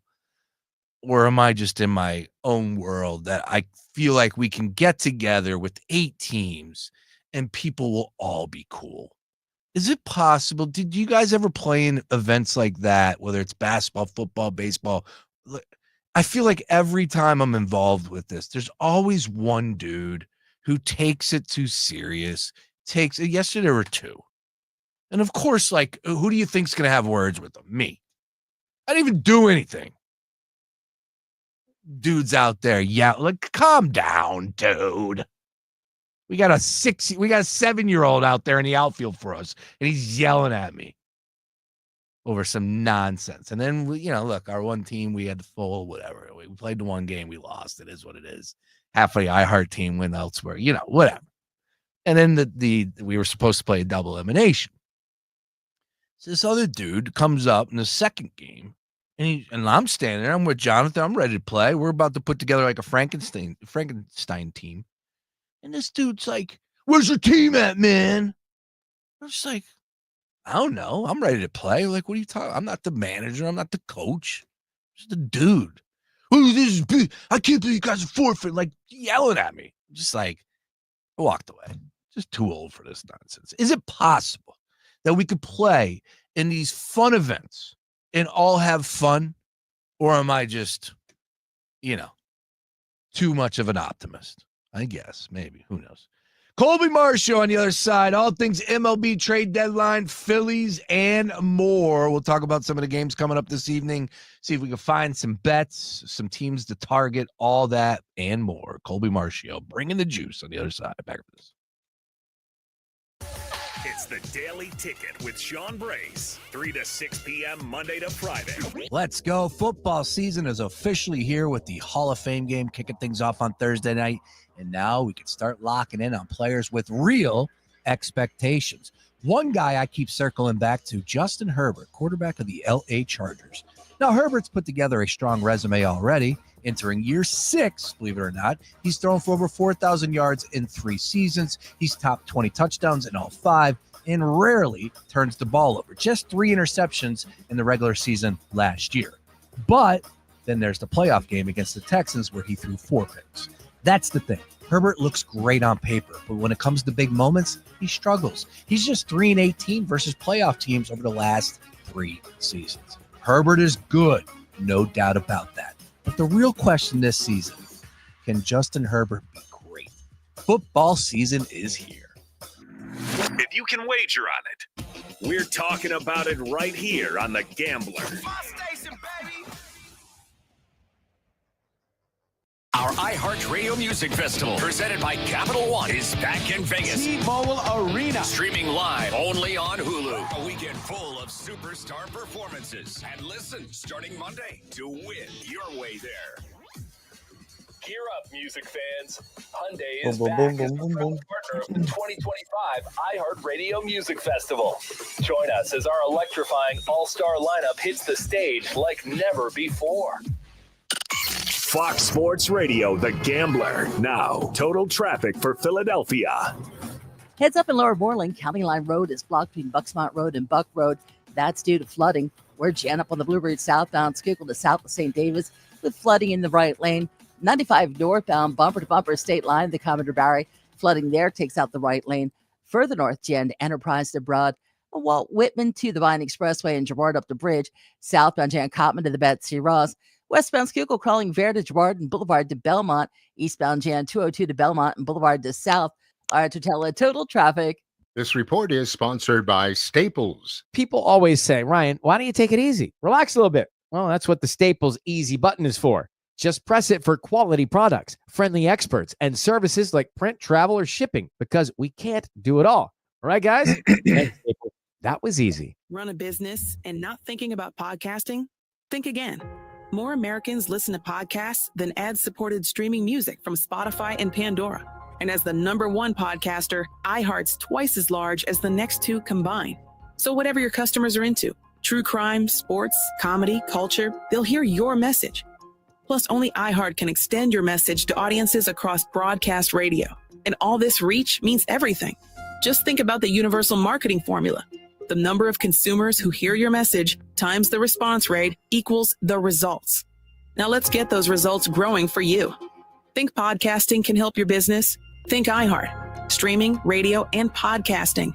Let us show you at iHeartAdvertising.com. That's iHeartAdvertising.com. Or call 844-844-iHeart. One more time, call 844-844-iHeart and get podcasting working for you. If you're 55 or older and into that whole saving money thing, T-Mobile has an exclusive phone and internet bundle just for you. Right now, get 2 unlimited phone lines plus 5G home internet for just $30 each per month with AutoPay, plus taxes and fees. And with 5G home internet, setup is easy with just one cord and no technician needed. It's great if you're also into that whole keeping it simple thing. Switch now and experience the best mobile network in the U.S. Visit your local store to start saving. T-Mobile, it's better over here. Based on analysis by Ookla of speed test intelligence data Q4 2024 to Q1 2025. Ookla trademarks used under license. Unlimited on our network. Customers on voice plan may notice speeds lower than other customers and further reduction if using more than 50 gigs a month due to data prioritization. Video streams and SD on this plan. Home internet pricing after $20 a monthly bill credit plus $5 per line without autopay. Debit or bank account required. See 5G device coverage and access details at T-Mobile.com. The last thing anyone wants is to leave behind confusion, stress, or worse, family conflict. That's why estate planning isn't just for the wealthy. It's for families like mine, and probably like yours. With Trust and Will, I created my estate plan in minutes, from naming guardians for my kids to putting our house in a trust to avoid probate. Fast, affordable, and way easier than I thought. Every plan is designed by estate planning attorneys and customized for your state. Plans start at just $199 and include essentials like healthcare directives and power of attorney. With Trust and Will's bank-level security and built-in privacy protections, your personal information and your wishes stay safe.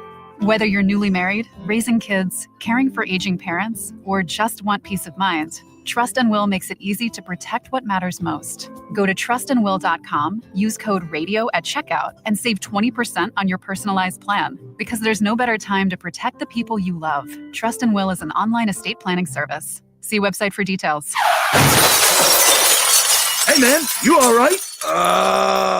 Need me to call 911? No. Call Top Dog Law. Get top dollar for your accident at topdoglaw.com. Once again, that's topdoglaw.com. Oh, yeah, let's do it. Ladies and gentlemen, boys and girls, coming to you live from outside the city of Chicago. Maybe he's in the city. I don't know where Colby is, but tomorrow he'll be in this city. We'll be live rocking out at the National. Looking forward to it, my friend. Of course, the MLB trade deadline. We got Phillies conversation to get into. Colby, are you in Chicago? You on the outskirts of Chicago? Where are you at? You a Burbs guy? I recently moved to the Burbs, but I was downtown for the last 8 years. I miss it every day, but you know, it's really expensive. Hey, look, at the end of the day, we all. I have an office now, so it's pretty sick. So I get to stream in my little bubble. That's it. Colby Marshall, but we'll be hanging out tomorrow live and in person. It's going to be rocking out all weekend long. Can't wait. And the National is just an incredible scene right now in all things socials. Anybody and everybody is there signing autographs, a ton to of course trade for, buy, whatever it may be. But it is the Sports Car Collectors Convention going down in Chi-Town. We'll be live tomorrow, and Colby will be with us. Stephanie Smalls, other special guests will be sliding by. Really, really excited, of course, to be rocking out with you, sir. But I'm really excited to be talking to you right now because look, it's all things baseball, man, front and center for us. Of course, I want to start with the Phillies, and we'll catch up on some of these moves that have started here. But, you know, it was surprising to me, Colby, that I saw that the Phillies have blown 17 saves. Now, that doesn't mean they automatically lost those games, but still it has carryover effect. They go out and get a closer from Minnesota with Duran, who's flamethrower. They got him for under contract for, I believe, 2 more seasons and didn't have to give up a ton. Mick Gable was the guy that came in, pitched well when he had the opportunities to. Don't know much about Tate.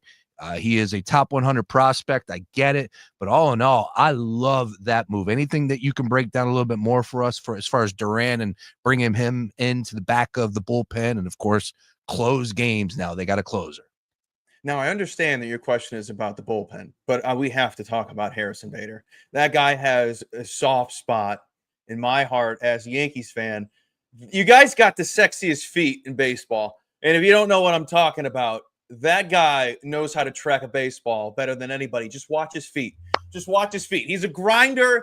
He knows how to track a baseball. And sometimes if you watch enough baseball, it'll piss you off when you know a guy can't track a baseball. Talking to you, Jason Dominguez. But back to your question, Durant is going to be awesome for you guys. You guys have desperately needed bullpen help, just like any other team needed bullpen help. Like, this is a guy that's got already 16 saves on the season, 201 ERA, a 118 whip. Opposing hitters batting 219, 257 slugging percentage, and 553 OPS. This is a dominant reliever. So you can't be sad about them. Just if he's the biggest name you go and get, I can't see you guys being upset.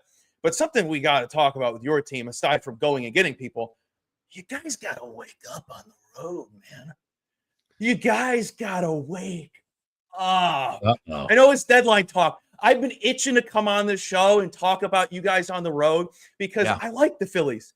I love all of baseball. I have a lot of teams I don't like, yada, yada, yada, favorites, whatnot. The Phillies, I got a soft spot for because you guys have been supposed to be the team that goes and does it in October, but you snooze in October.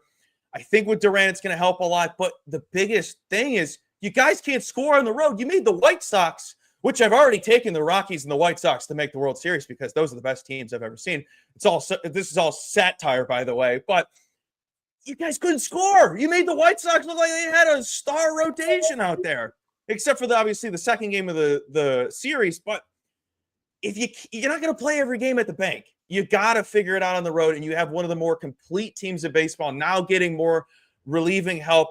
You guys are dangerous, and I'll be rooting for you guys. But there's a lot of red flags on that road.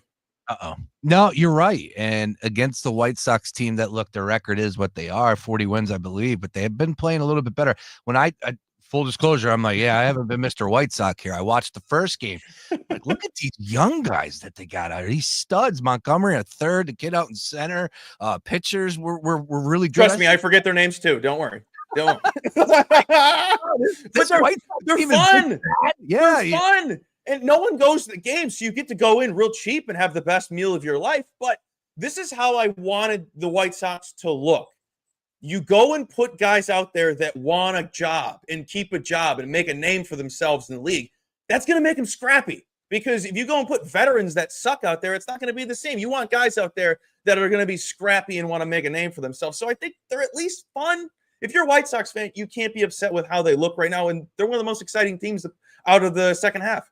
Yeah, look, when it comes to the Phillies outlook, it starts and ends with Wheeler and Sanchez for me. Like, I think I think we're all in agreement that they could easily take games 1 and 2, no matter the series, World Series, NLCS, divisional round, wild card, whatever. They can easily go 1 and 2 and get you that W. Now, are you going to sweat? Is it going to be a 2-1 game? Is it going to be a 1-0 game? Possibly. Depends what that offensive lineup shows up for the Phillies. And specifically the pop, that's the issue for me. You get your home runs from Schwarber, and they have their games where, like, Marsh hits a bomb. But Turner, I don't think Turner has a home run at Citizens Bank Park all season. You know, and he's a guy that could give you 20-plus bombs, 25, and whatever. We know Schwarber is capable of. Castellanos is a guy that's not delivering as far as the pop. So I am concerned, as we sit here right now, talking about the outlook for this future as far as the Phillies are concerned. But Colby, it's one thing I did open up saying today where it's like, for the people that want to believe they know everything, how this season is going to end, there's a lot of negative Nancy's out there from the Phillies fan base. Yeah. Like, I get what happened last year. We're getting a little PTSD, but it is so difficult to win a World Series. It's so difficult to get to the Fall Classic. So I can't sit here. Like, last year, I was more optimistic than I am right now about the Phillies. That's a true story.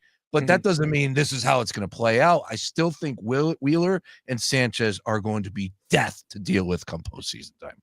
The fact that you have two guys that are in the NL Cy Young conversation is crazy. You got to be happy as a fan. Now, I got to ask you, since you mentioned this, and I live in a city that's always optimistic, and I hate it. I will try not to say this tomorrow in front of all of them. An optimistic city with sports? Wow. What the hell do you have optimistic about? Thank you. Sean, they think it's their season every year with the Bears. Oh, that's true. Yeah, I want to hypothetically blow my brains out. I hate it. I can't stand it. What are we getting excited? I always say this. The best way to describe Chicago, the city of nostalgia. You remember 85? Wow. Remember 16? Remember 05? Remember Michael? That's all they do. And I can't stand it. So honestly, I wish I had a more negative city.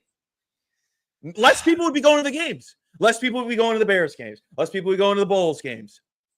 No one goes to the South Side, but everyone goes to Cubs games, which I respect. But yeah, what would you rather it be stupid, optimistic, and blind to everything, or just be like sad all the time and mad? It's tough because both sides suck. Yeah. I almost would have rather a little bit of negative vibes. You say, you're more realistic. realistic. It's like prove me wrong. It's like Frank the Tank with the Mets. He's like, they're never gonna win again. They're in first place. Yeah. That's and for the people, there's a guy that runs our post game show for the Phillies on television on NBC Sports Philadelphia, and he's talking about it's disgraceful. I'm like, dude, they're 3 wins away from the best record of baseball. Like this is you want that? Is that what you want in Chicago? I don't know. I think there's levels. I think I would like it for maybe a season to dip my toes in and see what it's like. All right. So the Phillies, of course, not done just yet. I want to ask you, let's go ahead and talk about the Mariners because that's a hot topic. Thank you. Right. That's a great lineup. But where are we at right now with the American League outlook for your money? Right. Are the Mariners, do you think, open for a possibility to win the American League now that they have Suarez returning to that lineup, 36 bombs, adding him with Cal Raleigh, Julio Rodriguez, et cetera, et cetera? Where are you at right now with the outlook on the Mariners for the second half? I might be the only person covering baseball right now that is out on them still. You go and get another guy that only hits home runs. Sure, I have the most upfront respect for Cal Raleigh. Amazing season. But let's not kid ourselves. He does 3 things. Homers, which I'm on tonight. A little nugget for you. Back-to-back nights. Singles, or doesn't do anything. I keep calling him the catcher version of Kyle Schwarber.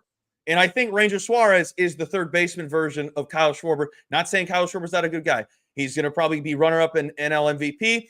But Suarez is batting under 250. Sure, he has a boatload of home runs. He also has a 26% K rate and a 6.6 walk rate. Not good. Not good at all. Doesn't really get on base. Now, I do respect them going out and being hungry because they're clearly the hungriest team out there right now, aside from maybe the Astros who've been doing a lot, and also the Padres. We will. I'm going to get into the Padres with you. Yeah, absolutely. We can. Yeah, they're out. It doesn't move the needle for me. I know it's the biggest name that's been moved aside from Rafael Devers a month ago, but he really doesn't do it for me. You need a guy that does a lot more than hits home runs, which they also did need. They needed another guy that elevates the ball, which sometimes Randy does that. Sometimes Julio does that. But you start walking Cal because he's the biggest threat in that lineup. It doesn't really move the needle for me. And they haven't looked great in the second half, but I'm sure with Naylor being in that lineup and now Ranger, I knew I was going to say it. For the people listening, I can't stop calling Gino Suarez Ranger. My mind can't stop saying that. So if you hear me say Ranger again, we're talking about you. I can't stop doing it. I told myself this morning, you're going to call him Ranger. I've called him that 18 times today.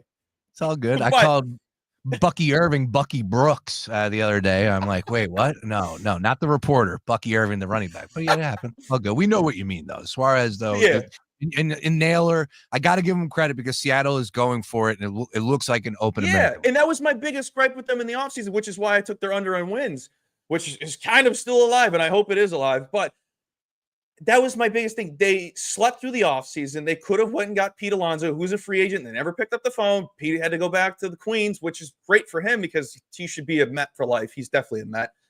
And now they're hungry, which is weird to me because the Mariners have been very inconsistent all season long, aside from their hot streak in, what was that, end of May? Aside from that, they've been mid. And their pitching, which last year, if this was last year, I'd be saying this is the team to beat. This is going to be the biggest threat in the AL, but the AL is wide open. But the pitching rotation has been, Brian Woo's the best guy. Brian Woo's your only chance. The rest of the guys have been, So I'm kind of still out, but I hope they prove me wrong. I like being proved wrong. Colby M. Betts on socials. Mandatory follow, as always. He'll be joining me live tomorrow from the National in Chicago. Can't wait. Talking about teams from the first half perspective to where we're at the trade deadline. tallying all that up together with the American League, I believe they still have the best record in baseball. The only team that I said would be satisfied with the way that they have played up until this point, I think would be the Toronto Blue Jays. Are you buying what Toronto's selling right now for the American League? It's tough because I want to buy in on them. I don't think there's much to not like about them. I think they're just humming. You know what I mean? I think they're just in a groove, and I really want to see how they do once, like this week. This is probably the worst week we've seen out of them in months. I want to see how they come out of it in the next coming weeks, because a lot of people were out on them early in the year. I didn't know what to expect. Some people had them winning the AL. Some people didn't. Some people had the under. Some people had the over. It was a very mixed emotional thing with the Blue Jays, but I think they got a pretty good offense. They got a lot of guys that have stepped up, which is huge. It's not all on Vlad's shoulders. It's not all on Bo's shoulders. So they have a lot of guys that have some pop. They can hit for contact. I think they're dangerous because we didn't expect this. At least I didn't. No, definitely not here either. Again, I thought the Yankees, off of what they did last year, would put it together, and they still might. A lot of baseball to be played with 50-plus games left. Oh, by the way, 64 wins for the Blue Jays, 64 wins for the Brew Crew, 64 wins for the Tigers. Tigers coming to Philly starting tomorrow. See what I did there? Nice. Okay. We got Colby Marcio live with us here. It's the Daily Ticket, all things MLB trade deadline. Padres over to the National League. Yes, they are after it. Swinging for the fences, getting Mason Miller, giving up some prospects. I'm not going to get too crazy with this Leo DeVries kid. I think I'll tell you, I don't know them. I don't know them. In our group chat, somebody shared the Jordan meme, F them kids. Like, that's how I tend to feel about prospects. I get it. It's going to hurt you, in the long run. But going and believing in your squad, there's something to be said about that. And that's what we want to see here in Philly. But the Padres are going for it, man. They've tightened up their bullpen and then some with, of course, getting Mason Miller. That's already the best bullpen in baseball. But the Dodgers are the Dodgers. So, like, where are you at with the conversation with the Padres and the expectations in the second half? Clearly, they think they have enough to win it all. Yeah, they went and got Ryan O'Hearn and Ramon Laureano. I can't even pronounce his last name. But, the other good Oriole players. Now the Orioles have nobody. They just have the clones of every guy that looks the same. They got the blonde hair boys. But they're such a weird team. I have a super soft spot for Gavin Sheets because former White Sox, but he sucked there. I love how awesome he's been this season. But they're such a weird, inconsistent team where I don't know what I'm going to get with them. Some games you could say they're the best team in baseball, one of the best teams. Other games, you're like, this team is meh. But with how hungry they are, I think there's a lot of morale coming from this, which is just the belief that they have a lot more than what they're showing. And I think that's pretty dangerous. So if we start believing, just know they're not going to do anything in October. So I'm going to say they're not going to do anything because I love new teams. So I wish them the best. They need to get rid of Dylan Cease. I think that's one thing they need to dish out and hopefully get somebody else for him because he's been atrocious. So maybe if the Astros are starving, they're really good at turning pitches around. Astros go and get Cease, would be pretty dangerous. They're already going after Carlos Correa, who I photoshopped him into an Astros jersey. My skills are getting really good. And it happened. He looks good in that jersey. Never thought we'd see the day. Nice work on that one. Yeah, it's great to get him back in the Astros. Obviously, they had a ton of success. We'll see what happens there. The Astros, the expectations are that team, clearly with the starting pitching, that they will be able to be back in the running for another fall classic. They always seem to make the playoffs. We'll see what happens there. Back to you as far as Chicago is concerned. Forgive me. Oh, Soroka. Yeah, that happened yesterday. Other than that. That was hilarious. Have the Cubs did anything so far? Are they good enough? What is your outlook on the Cubs right now? I love seeing my friends' tweets who aren't really they just love baseball and they're Cubs fans. Just be like, hey, wake up. Yeah, do something. I didn't want to be a smart ass, but Mike Soroka's the only guy you got. That's hilarious. I had to look that up. He sucks. He is so bad. It's laughable that is really the only name they went and got. And he's so bad he had to change his name to Michael. He's like, I'm full name now. 4.87 ERA with the Nats this year. And that's your big move? Why aren't they hungry? Why would you go and get the wrong national pitcher? Why wouldn't you get Gore? Everyone's saying it's Gore. Go get him. I don't know what their deal is. I just like to sit back and watch. Again, trade deadlines get deals done. So we're about an hour away. Potentially, we could see some big names. Maybe the Cubs are in on Alcantara. Maybe the Cubs are in on Merrill Kelly or Zach Gallen from the Diamondbacks, or as you said with Gore. Who knows? But yeah, that's interesting. I didn't even think about the Cubs today at all until just then. All right, yeah. Guess what? The GM's not thinking about him either. Apparently not. Do you have a crystal ball? Do you expect Sandy Alcantara to be moved? Do you expect those two pitchers from Arizona to be moved? If so, where? Were you seeing them relocate? I'm so bad with deadline prediction. I just like to sit back and watch. But with the Marlins giving out Jesus Sanchez, excuse me, I don't see why they don't move Sandy. There's no reason to keep him. He's not, his value's not going to go up. I don't think, because I don't think he's going to get any better unless he goes to a place where they improve him. But it's pitched well the last two times out. Yeah, maybe because he's trying to get another job. Yeah, absolutely. But yeah, I would more chaos. That's all I'm rooting for. I have no predictions. Just give me more chaos. It's already been a great couple hours. My notes are filled.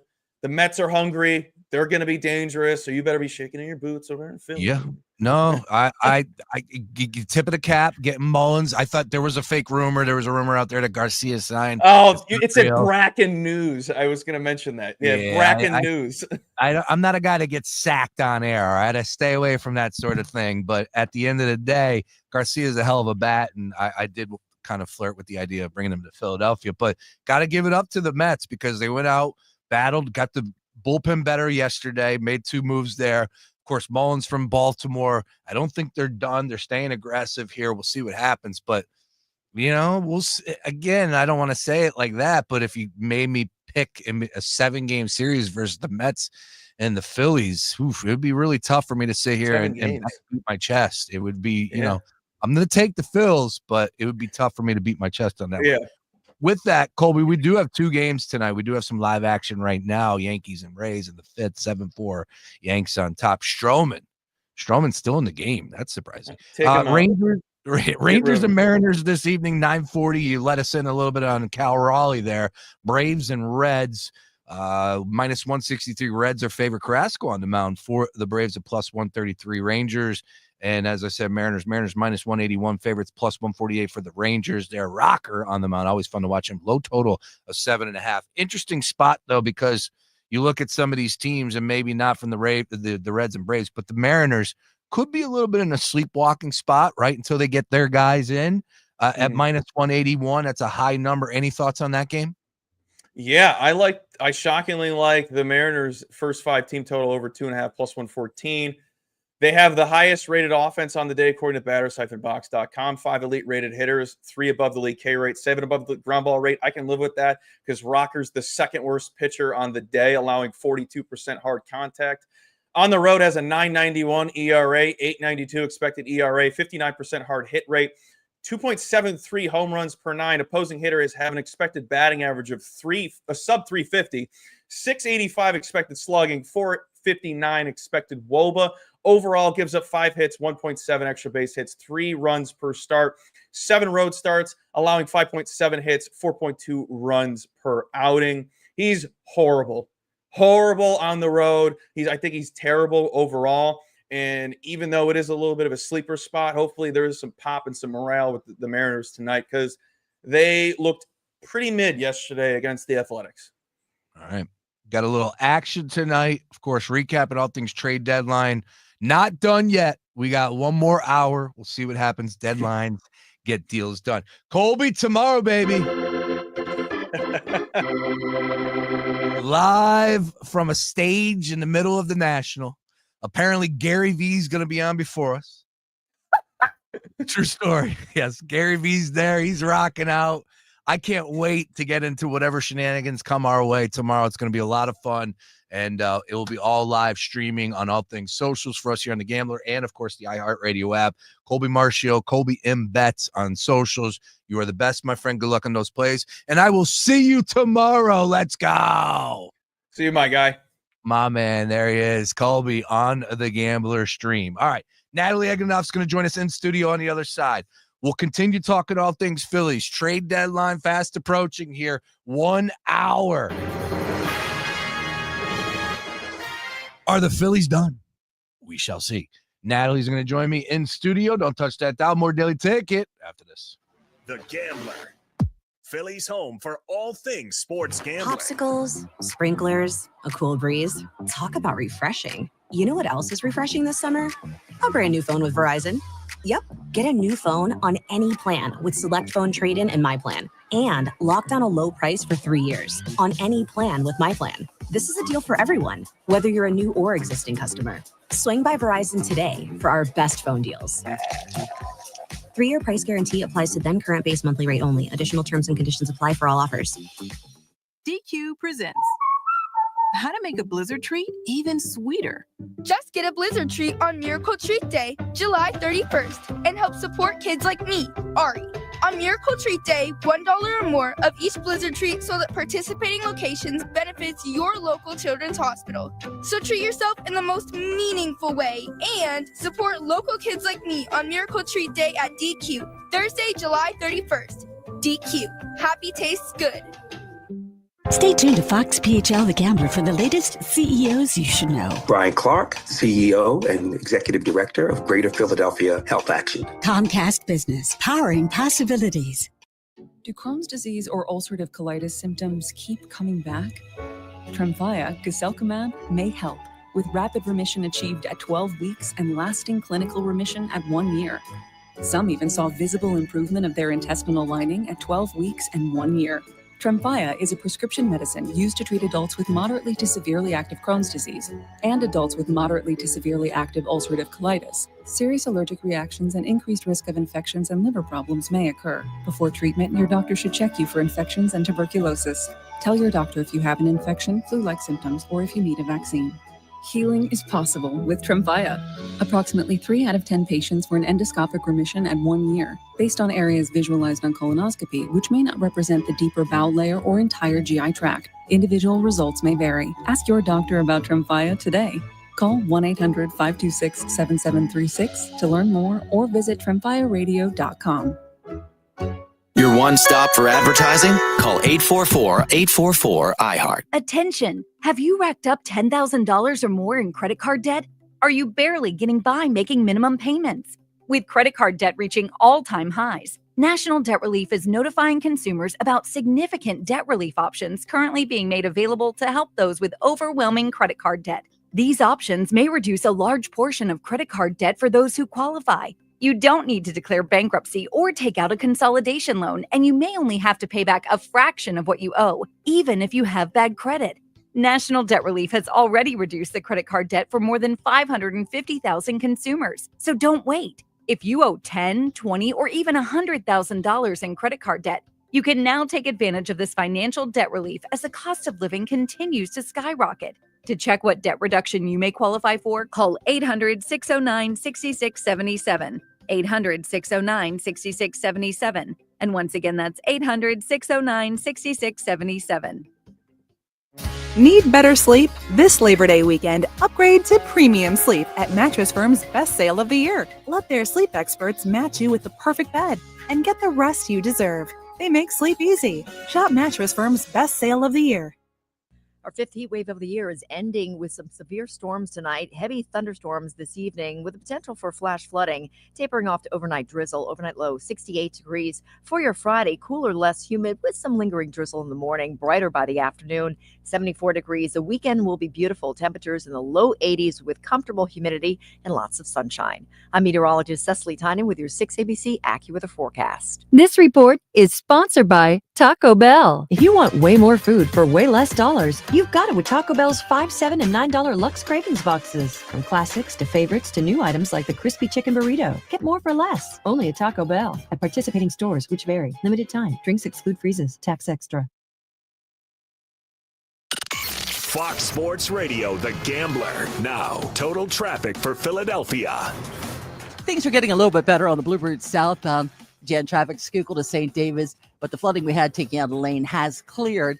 And then further south, so from Broomall, pretty much down to 95 northbound. That's Jan from Naaman's Road to the Commodore Barry. Flooding there cleared as well. Further north, backed up Girard Point Bridge to Broad Street, and then approaching Penn's Landing and Girard up the bridge. Southbound Jan Cotman to the Betsy Ross. Eastbound Schuylkill stop and go 202 to Belmont and Boulevard to Vine. Lara Tutela, total traffic. This report is sponsored by Rapid Radios. Rapid Radios are instant push-to-talk walkie-talkies offering national LTE coverage and no subscription ever. A great alternative to a mobile phone for your kids. For a limited time, go to rapidradios.com and you'll get 60% off. Free UPS shipping. Add code radio and get an extra 5% off. There's a lot of uncertainty in the world, but one thing's for sure. You need a PC you can rely on. Whether it's for school, gaming, or whatever your next chapter holds, Lenovo.com has the tech to help you succeed. Shop PCs right now at Lenovo.com during their back-to-school sale, where students can save more when they sign up for a Lenovo education account. Free shipping, easy returns, flexible financing. That's Lenovo.com. Lenovo. Hey, it's Sean Brace. Make the most of your summer without stressing your budget. Use the Zip app. With Zip, you can make more happen this summer, from front row to baseball game to last-minute grocery runs for that barbecue. Zip lets you comfortably pay over time with the flexible payment schedule. You can use Zip online and in-store almost anywhere Visa is accepted. Learn more at zip.co. Loans through Zip pay anywhere, and Zip web checkout, including any powered by Zip loans, are originated by WebBank. The following heartwarming yet informative scene is brought to you by Trust and Will. Son, your grandpa and I used to work on this car together, and when I'm gone, I want you to have it.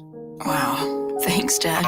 Doesn't count. What you need is a will. Luckily, Trust and Will makes it easy. Designed by attorneys, but customized by you, you can easily create a state-specific, legally valid document that actually counts. Now, let's let the engine do the talking, am I right? Start your will at trustandwill.com. Use offer code MARK for 10% off and make it count. Trust and Will is an online estate planning service. For details, see trustandwill.com. At the American Lung Association, we're fighting for a day when we can all breathe easier. We're fighting for clear skies over every city and healthy lungs throughout the country.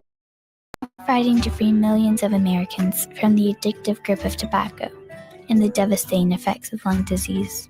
The American Lung Association isn't just fighting for air, we're fighting for all the things that make it worth breathing, and we can use your help. See what you can do at fightingforair.org. After I came home from Iraq, I could still hear the booms. Makes it hard to be a good mom. As America's veterans face challenges, DAV is there. I'm Naomi Mathis, Air Force veteran.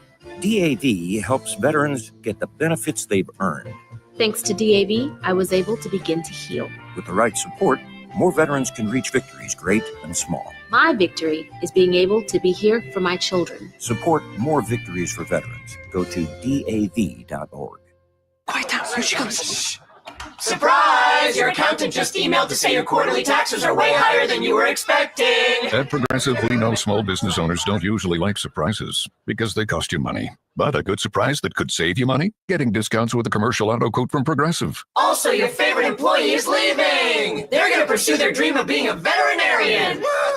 Surprise yourself. See if you can save in as little as 7 minutes at ProgressiveCommercial.com. Progressive Casualty Insurance Company and affiliates. Discounts not available in all states or situations. Here's what's trending now on the new and improved iHeartRadio app. Okay, we have two must-hear interviews. First, Aaliyah Kateb. She joins Tama Daddario, and she talks about her Love Island journey, from her situationship to producer drama and life after the villa. Then, on Drama Queens, Stephen Colletti, remember him? Stops by to spill all the One Tree Hill secrets, from the steamy scenes and the off-screen romances. It's all happening. You don't want to miss this. Explore the latest. Open the free iHeartRadio app and see what's trending now. Number 1 on your car radio preset and the new and improved iHeartRadio app. WDAS and WD273D Philadelphia is Fox Sports Radio, The Gambler. Hey now, Daily Ticket with you here, 5 o'clock hour, and I'm ashamed, folks. I am ashamed. I'm not doing my job. Full disclosure, I'm going to whine a little bit. We share a studio, and I've never had one issue. There's only a few people that do use the studio, and mistakes happen. I don't know how the hell this would have been lost, but we use a camera here, and there's a stupid little adapter that has to go into my small MacBook Pro, whatever you want to say here. And unfortunately, it's Natalie enters the studio. I'm like, dude, where is that adapter at? So now I can't get now. You know what? No one wants to see. Is that? Me. Oh God! There you go. Hi. How's it going, everyone? No one wants to see me. That's not true. That's fake. There, I just fixed the problem. How is this like extreme close up? You know, like Wayne's World, extreme close up. It was. You know what? Look. You'll see. Here you go. Watch this. Okay, wait. All right. Let's check this out. It's a little. Very okay. All right, we're behind. lagging. We're lagging. So behind. we're watching the live stream while live streaming. Watching the live stream while we're streaming here. Yes, live stream while we're streaming and waiting because it's 5 o'clock. We are behind here. We got and also we have an hour left. We do. We're on the clock. The MLB trade deadline is here at 6 o'clock. I can't believe how far behind this stream is. That is intriguing. How many seconds? Is that for safety purposes? Oh, here you go. Here you go. Watch this. Okay. All right. So this is what I look like. Okay, that's fine. That's totally fine. All Love that. So that's what everybody's seeing right now. We are smart here on The Gambler. We know everybody wants to see Natalie 5 o'clock hour. They've been watching me for 2 hours. Enough of me. Oh. All right. Again, we have a trade deadline coming up here. Deadlines get deals done. Yeah. Nat. And you were just on Fox 29, so you're talking about the expectations coming into this this day here as far as the MLB trade deadline is concerned.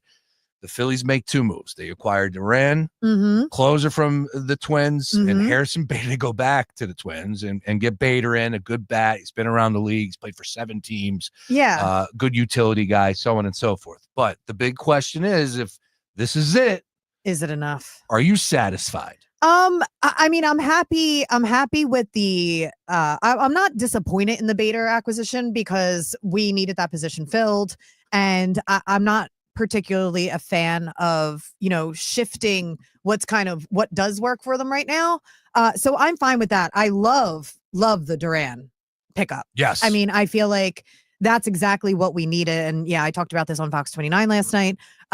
It's what we needed, and he's lights out. I mean, they're saying he's defying the laws of physics, and he's just exactly what the Phillies have wanted and needed, and that gives me relief. And do I think it's enough to carry them, really far in the postseason? If they can lock in, if they don't get another bat, right? If something else doesn't happen, if there's not this a big slugger who, Dave, why do I keep calling him Dom, Sean? Dom Dombrowski? Yeah. If there's not, something that he can get done in the next 50 minutes, then I guess we'll see. I feel better though that the closer has been acquired, and I'm fine with the Bader acquisition. So the thing I would say, the most surprising stat so far is the fact that the Phillies have blown 17 saves this season. I was like, oh, now that doesn't mean all blown saves are losses. So we understand that, but it has the carryover effect. And again, oh God, yeah, you get this team to compete out there. And I was actually watching something the other day with Ryan Howard and Jimmy Rollins about back in the day when they were talking about the bullpen struggling, and they all had this hitters meeting, and they were like, dude, they were point blank, like, we can't put it in their hands anymore. Yeah. So that stuff is talked about as far as baseball is concerned, a team is concerned. They're together. Yeah. So these guys know what's going on. Well, and I think what's funny to me is how vocal the players, I feel the reports have saying that the players have been very vocal, about what they want on the team and what they need on the team. I mean, Bryce Harper was even name dropping, Suarez. He's like, that's the guy that I want.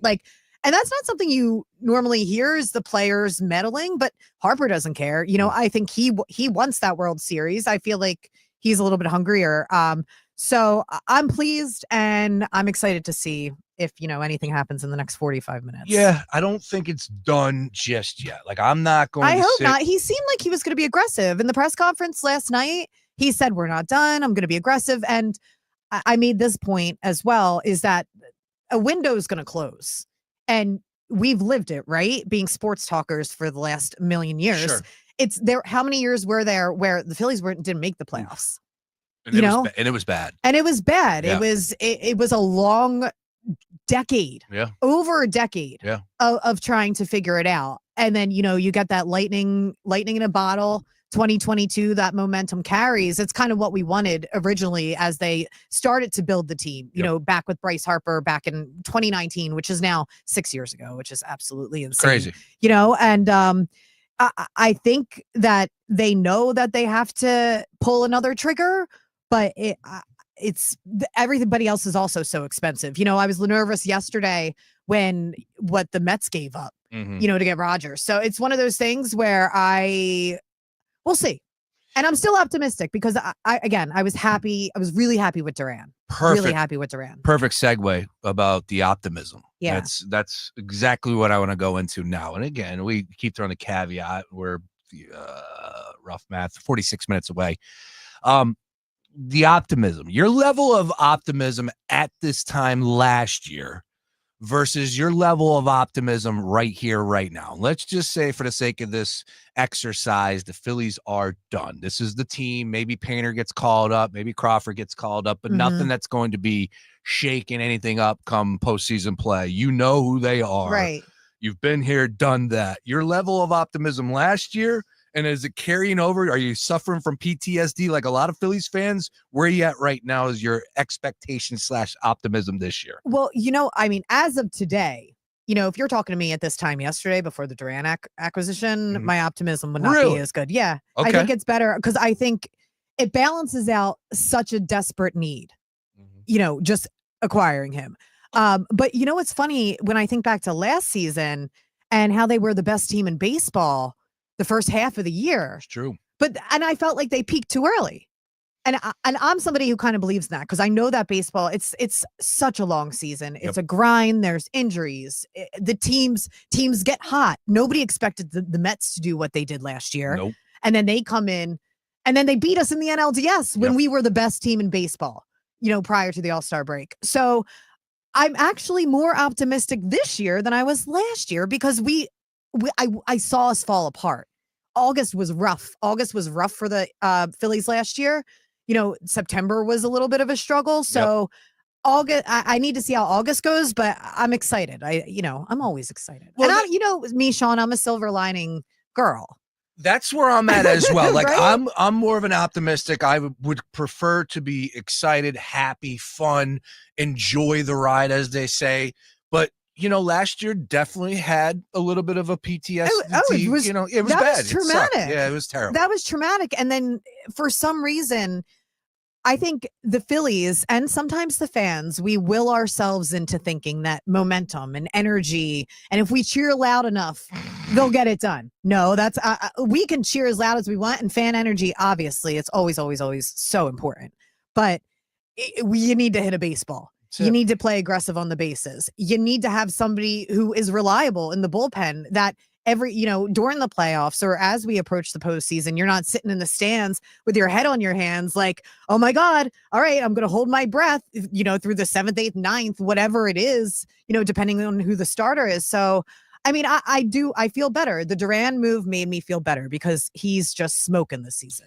It's interesting because as much as I sit here and say I was more optimistic last year at this time than this year, I just still feel probably about the same level of, look, when it comes to postseason play, that I still feel like this team has what it takes to win a championship. And that 1-2 starter, the Wheeler Sanchez 1-2 starter, that's where my mind goes. So even if they didn't do anything this trade deadline, the first thing I'm thinking about this year is just how dominant Wheeler and Sanchez have been, and they can take games 1 and 2 and no matter the series, NLDS, the championship series, the World Series, you get a 2-0 lead, sky's the limit. It's there for the taking. So that's where I'm at, like mentally trying to believe that this team is good enough to win a World Series, but the bats have to come through. You need more power numbers. And we don't know what this is going to look like come September because to your point, last year they were the best team in baseball, and then they hit that lull,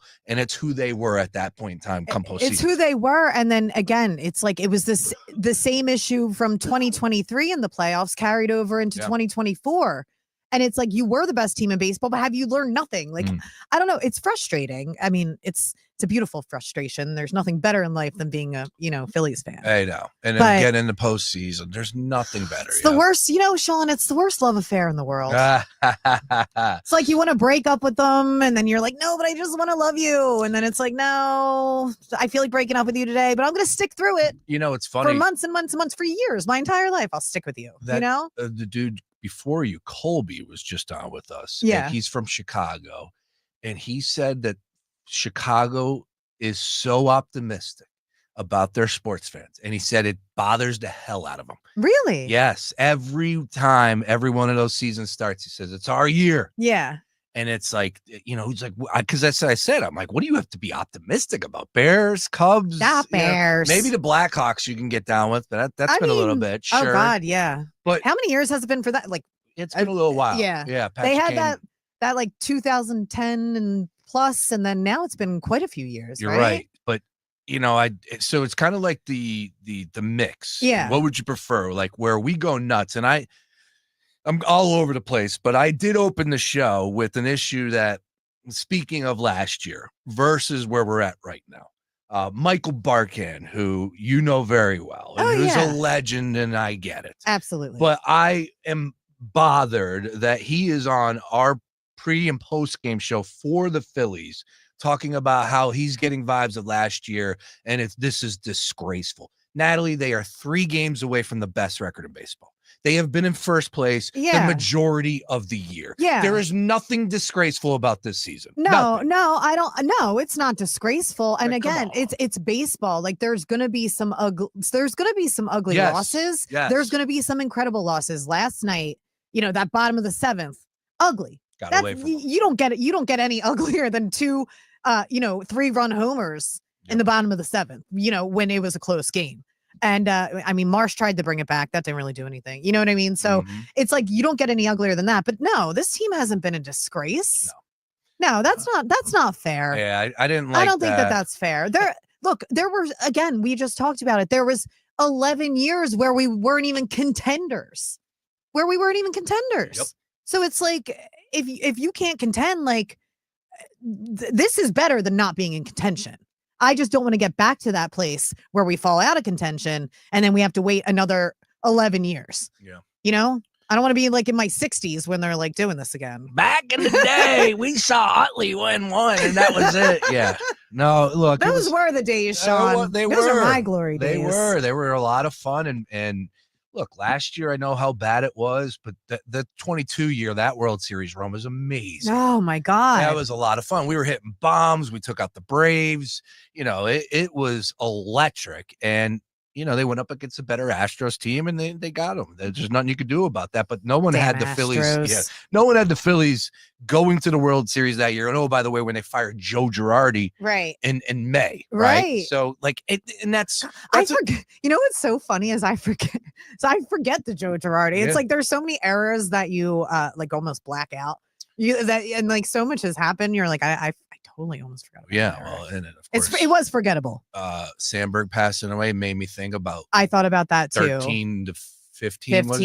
Yeah. That was bad. Yeah. It was bad. And then it was And I was a Ryan Sandberg guy. Right. I'm like, yo, this is the guy. I thought he was a good option too. I mean, I know a lot of people didn't want to like him because it was, like right after Charlie and this, that, the other. But it was, God rest his soul. I mean, he did his best for us. So he tried. Yeah. And again, just going off of what last year was and that whole conversation, it's just like, look, it's so hard to win a World Series. It is the most difficult sport to win a championship. Yeah. Hands down, with the additional wild card teams put in. And like you said earlier, it's 162. And I hate to say it, but just because you are the best team in baseball and you get this unbelievable record built up by April, May, June, and somewhat of July, if you're not playing that way come August and September, it's probably not going to work out. So, but with that, on the same side, I'm not going to sit here and pretend I could predict with 50 plus games to go what this Phillies team is going to be come September. It's difficult. It's difficult because again, there are the nights like last night where they literally, you drop the ball and the bats can't get going. Like Bryce almost had that 3-run homer, which would have been great, but he didn't get it out. You know what I'm saying? So it's one of those things where, again, I really like the addition of Duran. I guess we'll see what Bader brings to the table. But again, I'm pleased so far. And what time is it? We are 5:23. 5:23. Okay, so we have like 40 minutes left. If anything happens, we got the breaking news sounder. Oh, perfect. Oh, we're ready. Oh, I love it.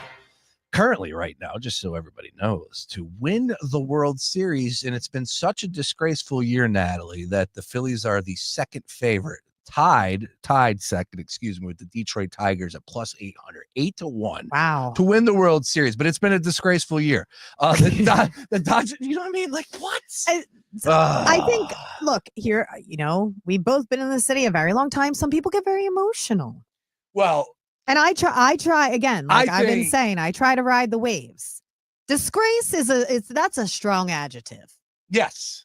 I think he gets too carried away in the emotional losses on a day-to-day, and for whatever reason, he's got to go through a show like that. And again, Michael Barkin's a legend. I'm just speaking from the heart. We know it. Ricky Bo, they do a great show. And sometimes it's entertaining, sometimes it's fun. But come on, man, it's 162. Like, we're smarter than that. This fan base is smarter than that. The sky isn't falling after every loss. Disgraceful. The team is 3 wins away from the best record in baseball. Yeah. Come on. Yeah, there's nothing except for being the best team in baseball. But my point is that didn't even matter last year. So it's like, what more could you want right now? 4 aces. Did they win the World Series? No. Cliff Lee, Roy Halladay, did they win the World Series? No.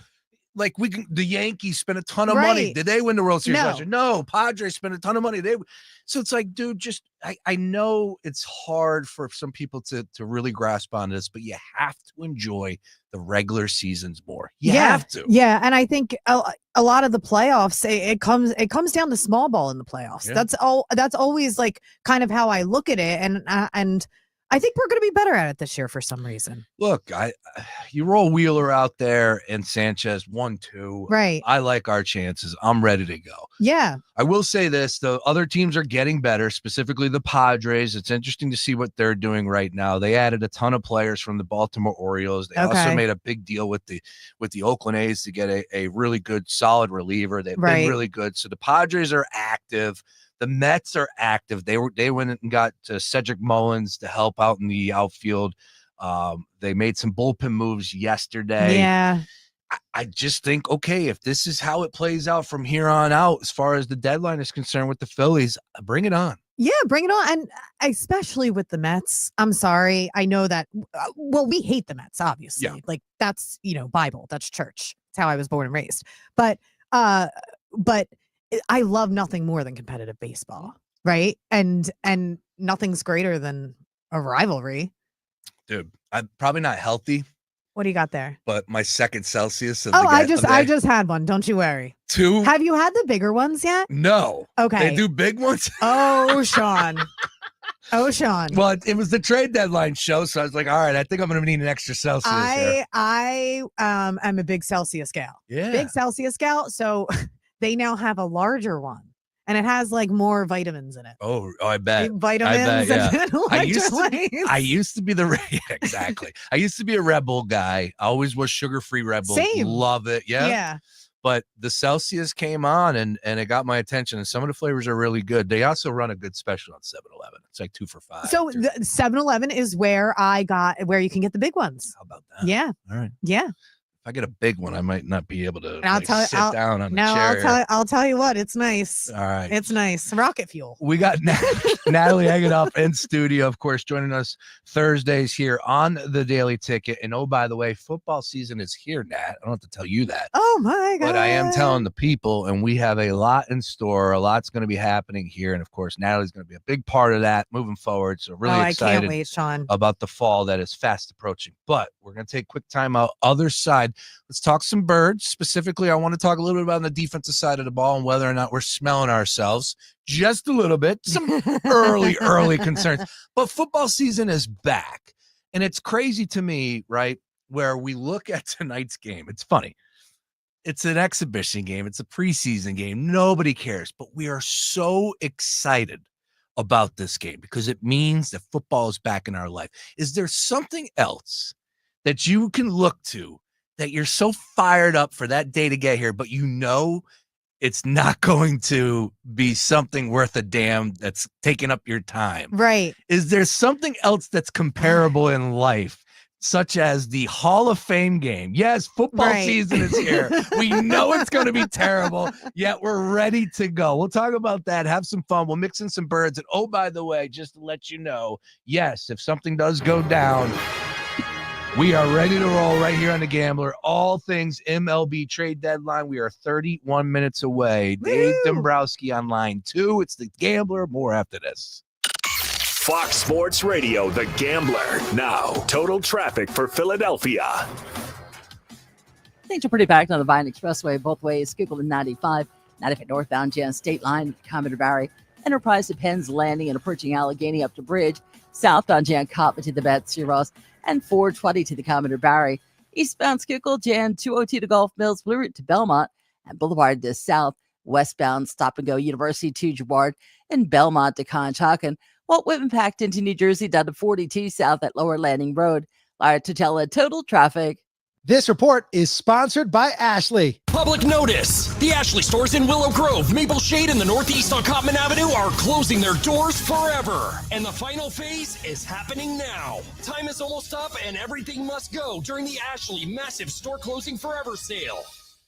The last thing anyone wants is to leave behind confusion, stress, or worse, family conflict.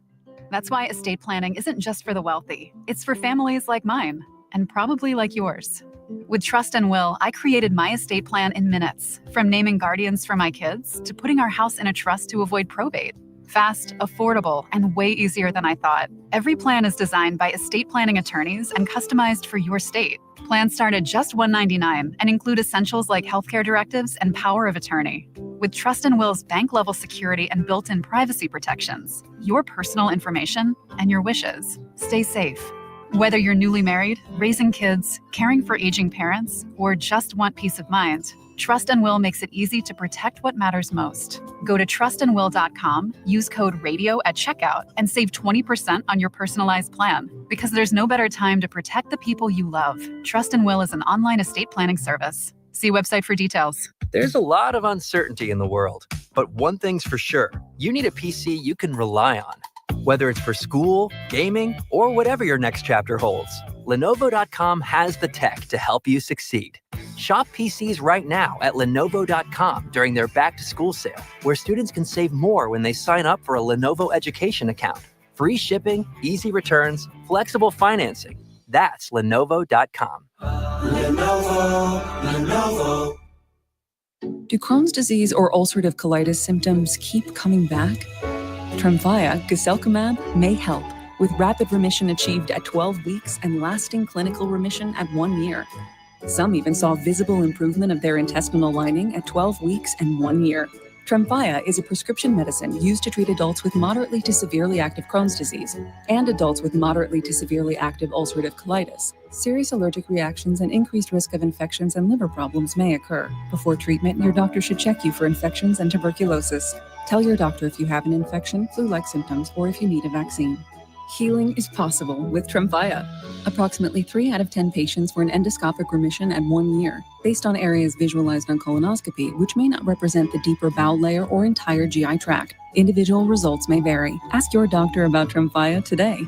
Call 1-800-526-7736 to learn more or visit tremfyaradio.com.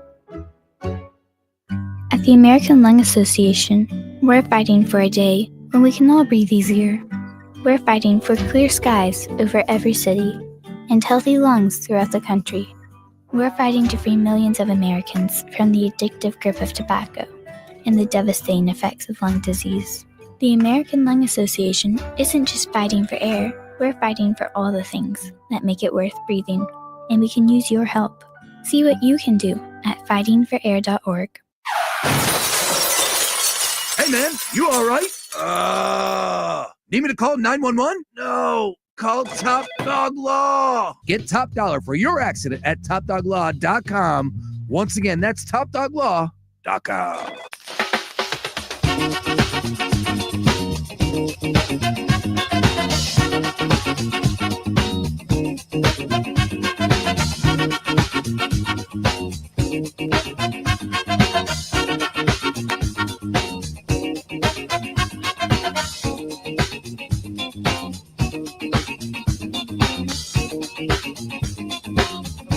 MLB trade deadline here on a Thursday. Natalie Eganoff, Sean Braze, hanging with you in studio. We got you till 6 o'clock. That's right. We will keep you up to date. And if you're watching on stream, you've seen enough of me. So I said, you know what? 2 hours of Sean. Give the hour over here to Nat. I lost an adapter, so that's my fault. But now I got to buy a new one. Oh, by the way, football season right around the corner. We need to step our game up around here as far as cameras and all that good stuff. So I've been hitting up some powers that be, mainly Mike Powers, to help us out with that. He is the powers that be, isn't he? It's a Powers production. And Powers production. Speaking of that, yesterday was awesome, Nat. Oh, how much fun did we have? I told everybody that I said, look, if there was an iHeart Heart Award to be given out yesterday, I gave it to you because Natalie rolls in and, whatever. There was it was our first one. It was our first one. And we know next year that we will be bringing a team ready to go. Nat rolls up, didn't have a glove. All good. But shout out to the team. The other team. They were courteous and they gave you a glove to use. Yes, they did. Natalie hops on the field, grabs the hot corner, right? Yeah, I was like, first of all, I wasn't even sure if I was going to be played. Yes. To be fair. Yeah, no, you're right. You did say that. You're like, oh, I'll play, but I didn't know I was going to be playing. Cool. Right. Yeah, like I said, miscommunication. Yeah. From it happens. The powers that be. Yeah, it happens. It's okay. It's okay. All love. We were there for a good cause with Gerhardt's. But Yes. Natalie takes the hot corner. And these dudes are younger. These guys are ripping the ball. She steps out there on third base. And here's the best part. She gets a glove. She's playing third with a lefty mitt. A lefty mitt. So I'm like, all right, I didn't think anything of it. You're just out there playing a position. And then she goes, I'm not even a lefty. I'm not. I'm not. Dying. And I made a play. Yes, you did. Didn't I make a play? I made a stop. I mean, my arm was like twisted, right? You look like a backwards Alec Boehm over there. I did. No. I did. And I almost took my knee out a little. I'm going to have to get that work done before next year. Because you know what's funny, Sean? Like, I'll be very transparent. I didn't make the travel softball team when I was 14, so I quit. Okay. Hurt my soul. I never was meant to be. Did I don't you think play a softball like player. growing like all the way up into 14?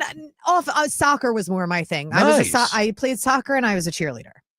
So those were kind of like my fortes. I was Little Miss Longcrest, I'll have you know. How about that? When I was 15. Little Miss Miss Longcrest. I represented the neighborhood at the city, the city champs for recreational cheerleading. All right. So, that's So my, cool. that's my sport. I'm gonna blow. That's my athletic claim to fame. I'm gonna blow your mind with this one. How about this? My 5-year-old just started cheerleading. Oh my goodness! Yesterday was her first day. How'd she do? Oh, she's loving it. Is she loving it? Yeah, Oh. she's look, we got her playing. She likes the quick ball, quick pitch. It's called whatever it is. Yeah. And it's, but she's hitting the ball. Good. Right. So Yeah. she's dialed in. She likes golf.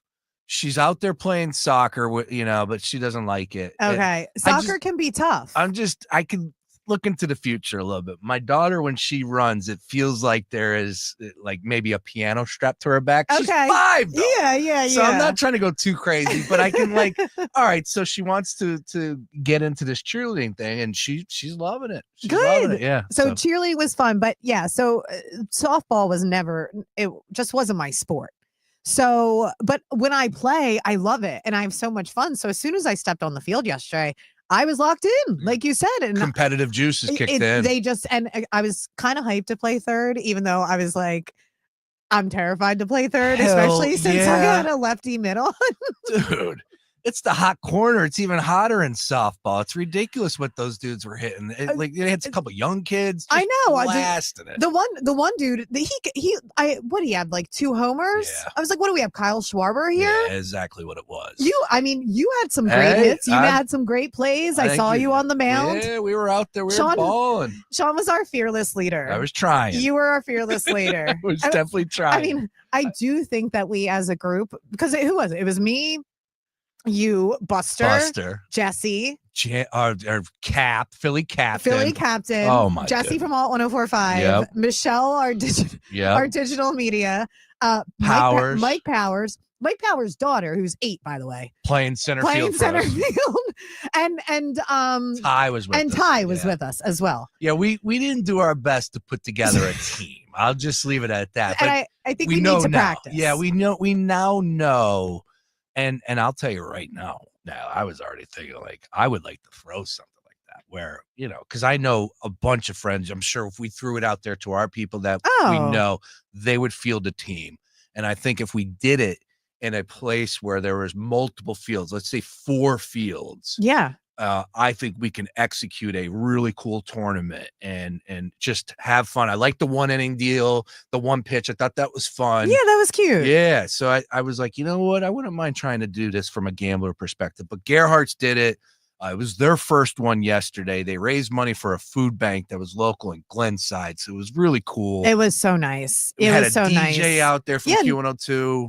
Q102 DJ, no fly zone bus was there. No fly zone, correct. Which was super cool. I mean, the food trucks were there. Yep. I had myself a soft pretzel. It was awesome. Great day for a great cause. Is it possible, though, that we can one time, and I hate to be like the negative Nancy, the poo-poo this, but like there was one guy that took, like, is it possible that we can all get together and not one person take it too serious? Is that not possible anymore? I was a little afraid when I saw that go down, and I was like, I thought this was for fun. What is going on? Right. We had an 8-year-old in our outfit. I know. And this guy's yelling at me.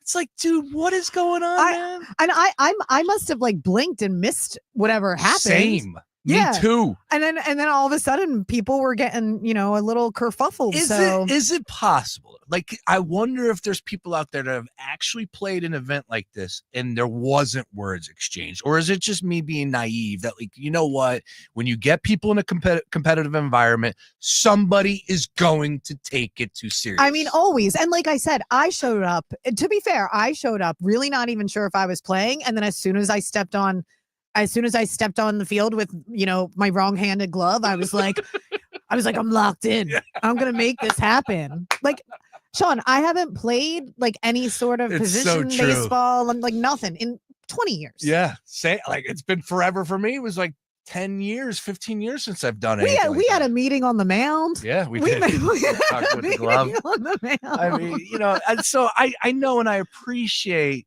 like taking it somewhat serious and having fun. But like there's levels to it, and this dude definitely crossed the line. He was yelling at me. Well, so like, what are you yelling at me for? So wait, Sean, that I have a question for you, because now you have your daughters who are going to be playing. Oh God, yeah. And how are you gonna? No. How are you going to handle that? Because parents are. I'm going to be on the outfield fence, away from hearing anything. Okay. Because it's already. You've seen it. People, they fist fight over like little league games. Yeah, it's. And you got to cheerleading. You got to watch those cheer moms. Oh, man. I'm sure Kelly will get right in there, but. My goodness. It's very competitive. Yeah, she's already turning into a cheer mom. She never cheerleaded growing up. So now I could already see that this is where that's coming from. Yeah, but that's gonna be so fun. Yeah, I'll have to get some pictures and send it to you. You'll love it. Yeah, and can you bring the new baby in, please? Oh, he's a young gun. Yeah, he's ready to go. Yeah, he is my stud, my guy Lane. All right, speaking of Lane, let's talk a little birds real quick, if you wouldn't mind. Once again, we'll keep you up to date on everything that's happening as far as MLB trade deadline. If the Phillies do anything, we are all over it for you here on The Gambler. Natalie Eganoff in studio with me. Over to the Eagles. Look, we got a preseason game tonight. Nobody's really caring too much, But it is funny when you do think about it from the perspective of like football season's here. We're so excited. It's crazy. And then this dud of a game that we're like going to tune in and be like, oh my God, it's hurting my eyes. I can't watch this anymore. These third and fourth stringers. But from the Eagles perspective, long way to go. August 7th is the first preseason game. Not exactly too long. Next Thursday, 1 week today, taking on the Cincinnati Bengals. Of course, they open up the season, taking on the Cowboys first week of September. Make sure you use TickPick to get your tickets. But the one thing I want to say, or my big question right now, is on the defensive side. And we were talking about the Phillies, how they were the best team in baseball for a good portion last year. The Eagles had the best defense in football last year. Yeah. Like, can they live up to those expectations this season in your mind? And if you were to remove Jalen Carter from the equation, who's the most important piece for you, Natalie, on the defensive side of the ball for them to be successful another year, leading the way? And man, that defense was special last year. Yeah. Let me think about that. The most important piece on the defensive side.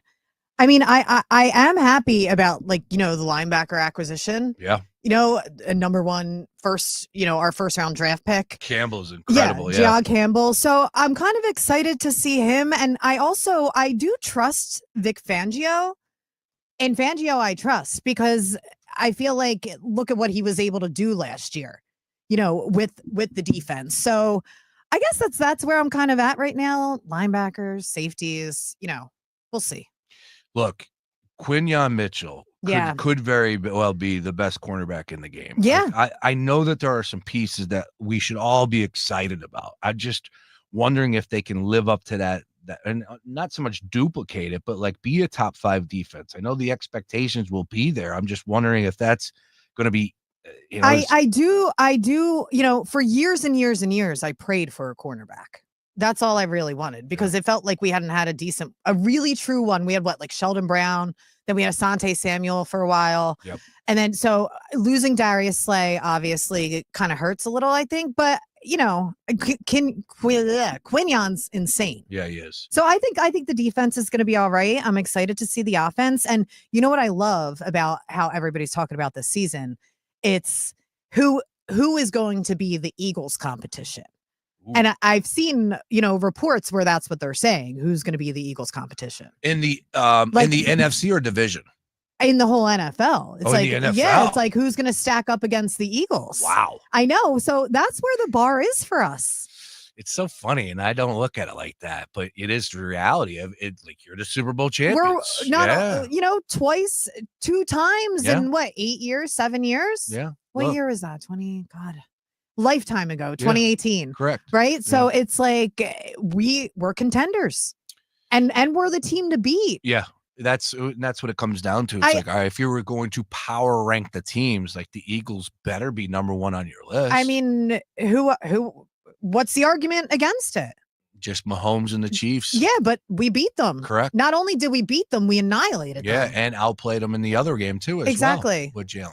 Yeah. Yeah, you're right. Look, when you start talking about this year, like that's the way it should be viewed. But I guess that's like me being a little bit more of a pessimist.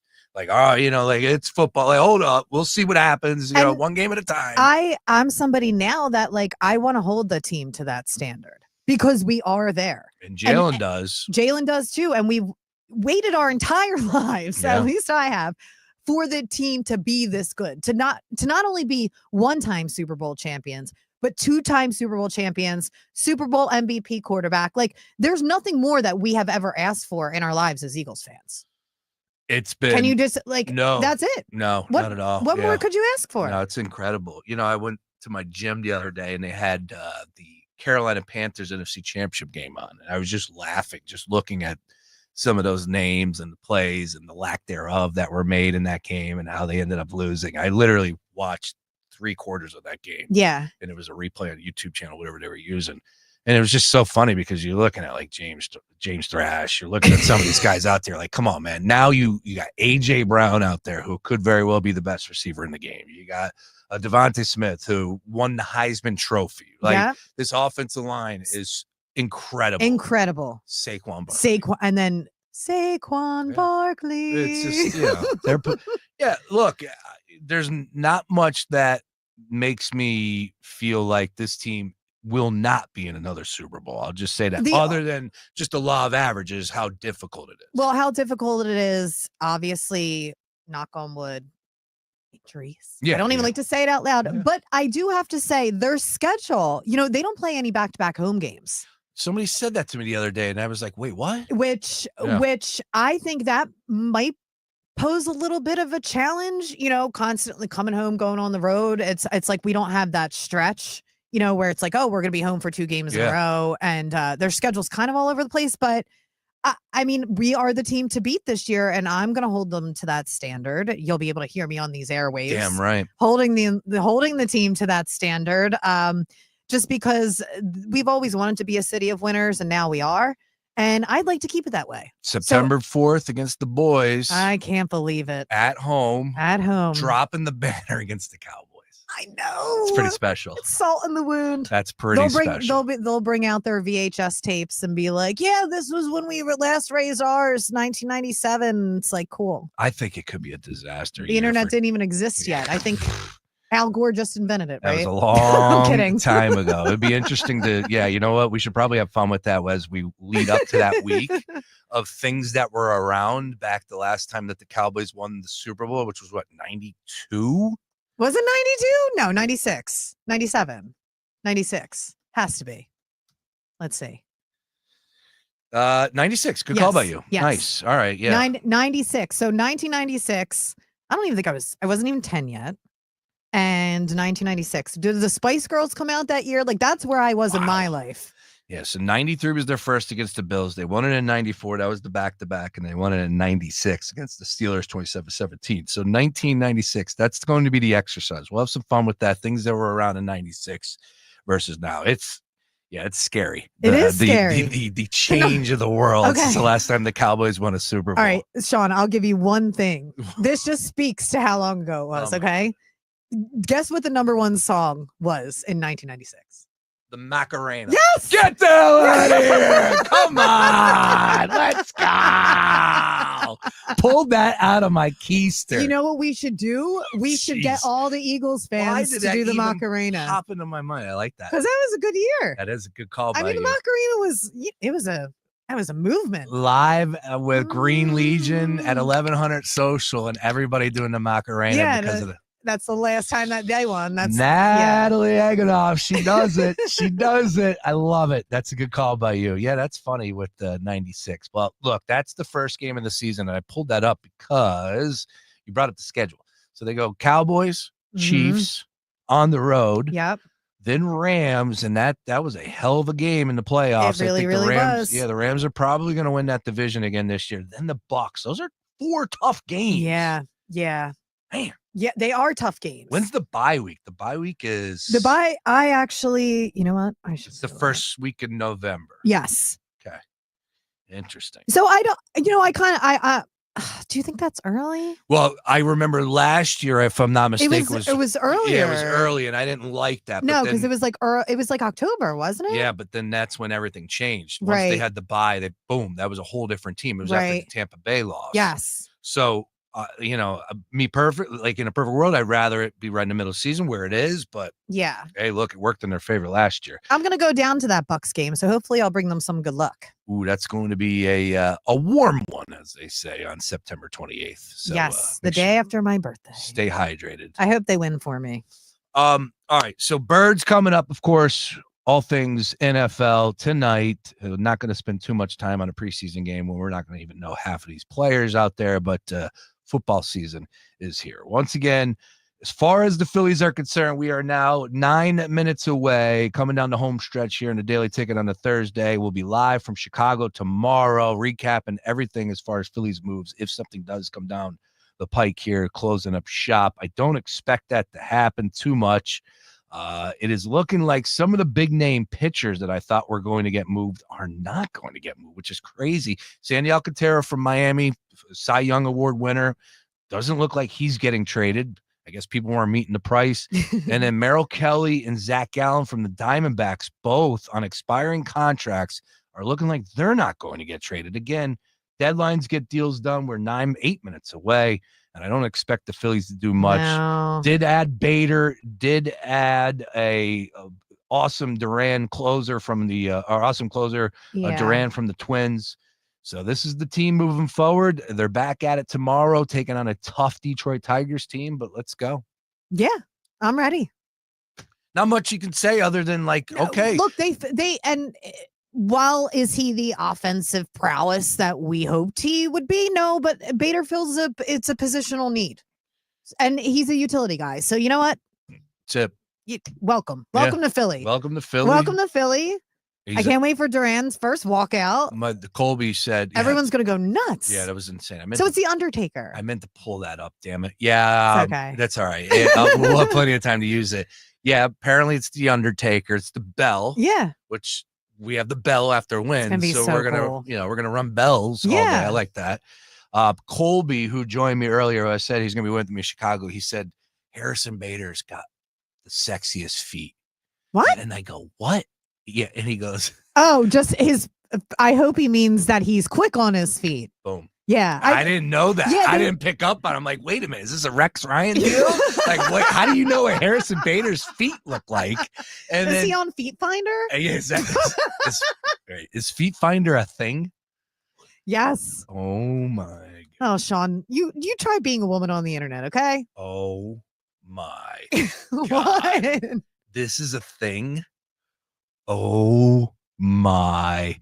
I've never heard of Feet Finder. Are you kidding me, Nat? It's a thing. Do you sell your feet? No. I didn't know. No, the thing is I've been propositioned there to. You go. All right, good. Go get it. No way. Feet Finder. I'm not on Feet Finder. I just know about it. You buy and sell feet pics. What? Dude, they're saying over 5 million verified users. This is insane.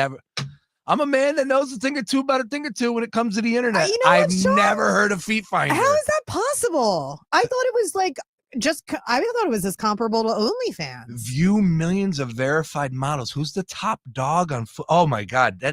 And I'm not anti-foot. I'm a foot guy. I like my wife's feet, but those feet are.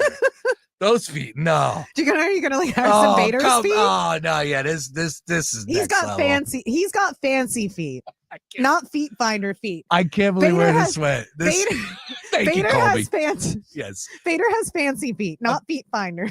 Apparently, he's a guy that can track a ball down in the outfield. So I'm excited to see him. He'll be tap dancing. Yes, exactly, in the outfield with his spikes on. Nat, as always, a lot of fun. The hour flies right by. Oh, thanks, Sean. Again, I got to get on Feet Finder now and see who's the verified model, top dog on there.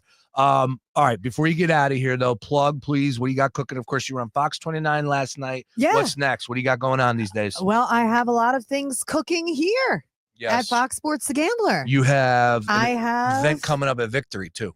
Oh yeah, an event coming up at Victory. Sorry, my bad. I'll be co-hosting SPCA trivia with Miss Taryn Hatcher. Dope. You know, the beautiful Phillies reporter. She's my best friend. I'm not going to say a feet joke. I'm not going to say a foot joke. Don't say a foot joke. No. Be respectful, Sean. She's my bestie. And she is very good on television. She's just incredibly talented, really, really brilliant woman. And her and I actually partner up with the SPCA a lot. So we'll be at Victory with Larry Boa on August 21st. Philly Captain will be there, actually. He just told me that yesterday at the softball tournament. So come on out to Victory. We're going to be doing Phillies trivia, and all the proceeds go to the SPCA. Parkway. On the Parkway. It's a beautiful spot. Oh, it's a beautiful spot. Last year, we did it last year as well and had a great turnout, but we're hoping for even more now. And, I love animals, and the SPCA they took really good care of my dog, last year as I was dealing with a lot of things with her. She's no longer with us, but I always want to give back to them because animals just bring such joy to life. So August 21st at Victory on the Parkway, me, Taryn Hatcher. What's Larry the Boa. 21st? I think it's a Thursday. Oh, even better. Thursday. Nothing better to I do. will work on being there. Yeah, that's awesome. Yeah, you gotta come. Yeah, definitely. Yeah, it'll be so fun. Thursday, I'm in. Yeah. Oh, awesome. Weekdays, I can do more. Yeah. Weekends. Awesome. We'll love Taryn. Taryn's please. She is so respected in our group chat. Like, she is awesome when she does the Sixers, of course, and like you said, so talented. Yeah. And then she's a machine. She runs like 10 miles a day. She's wild. Yeah. I don't know when she sleeps. And I tell her that. That's not an easy gig, too. Like, those gigs aren't easy. They're not easy at all, but I'll tell you, the woman's a machine. She's very smooth with it, where it's almost like you wouldn't even notice if there was. You don't notice if there's anything going on that's not happening right, Oh, yeah. No. She's the best. Well, that is great to hear, and we will be rocking out with you down there as well. We'll be supporting. I'll get the Gambler Gang down there. But once again, awesome. Make sure you're following Natalie on all things socials. We got a lot cooking here. Football season on the horizon. Let's go. And if you don't follow Natalie already, be sure to find her, all one word, Natalie Egenoff. That's EGENOLF. Nat, great stuff. Thanks, Sean. I'm out of here.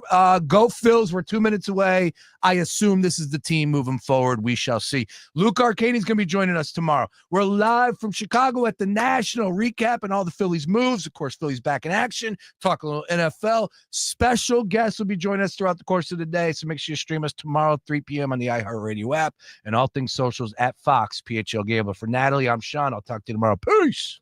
The Gambler. Phillies home for all things sports. Looking for the perfect outdoor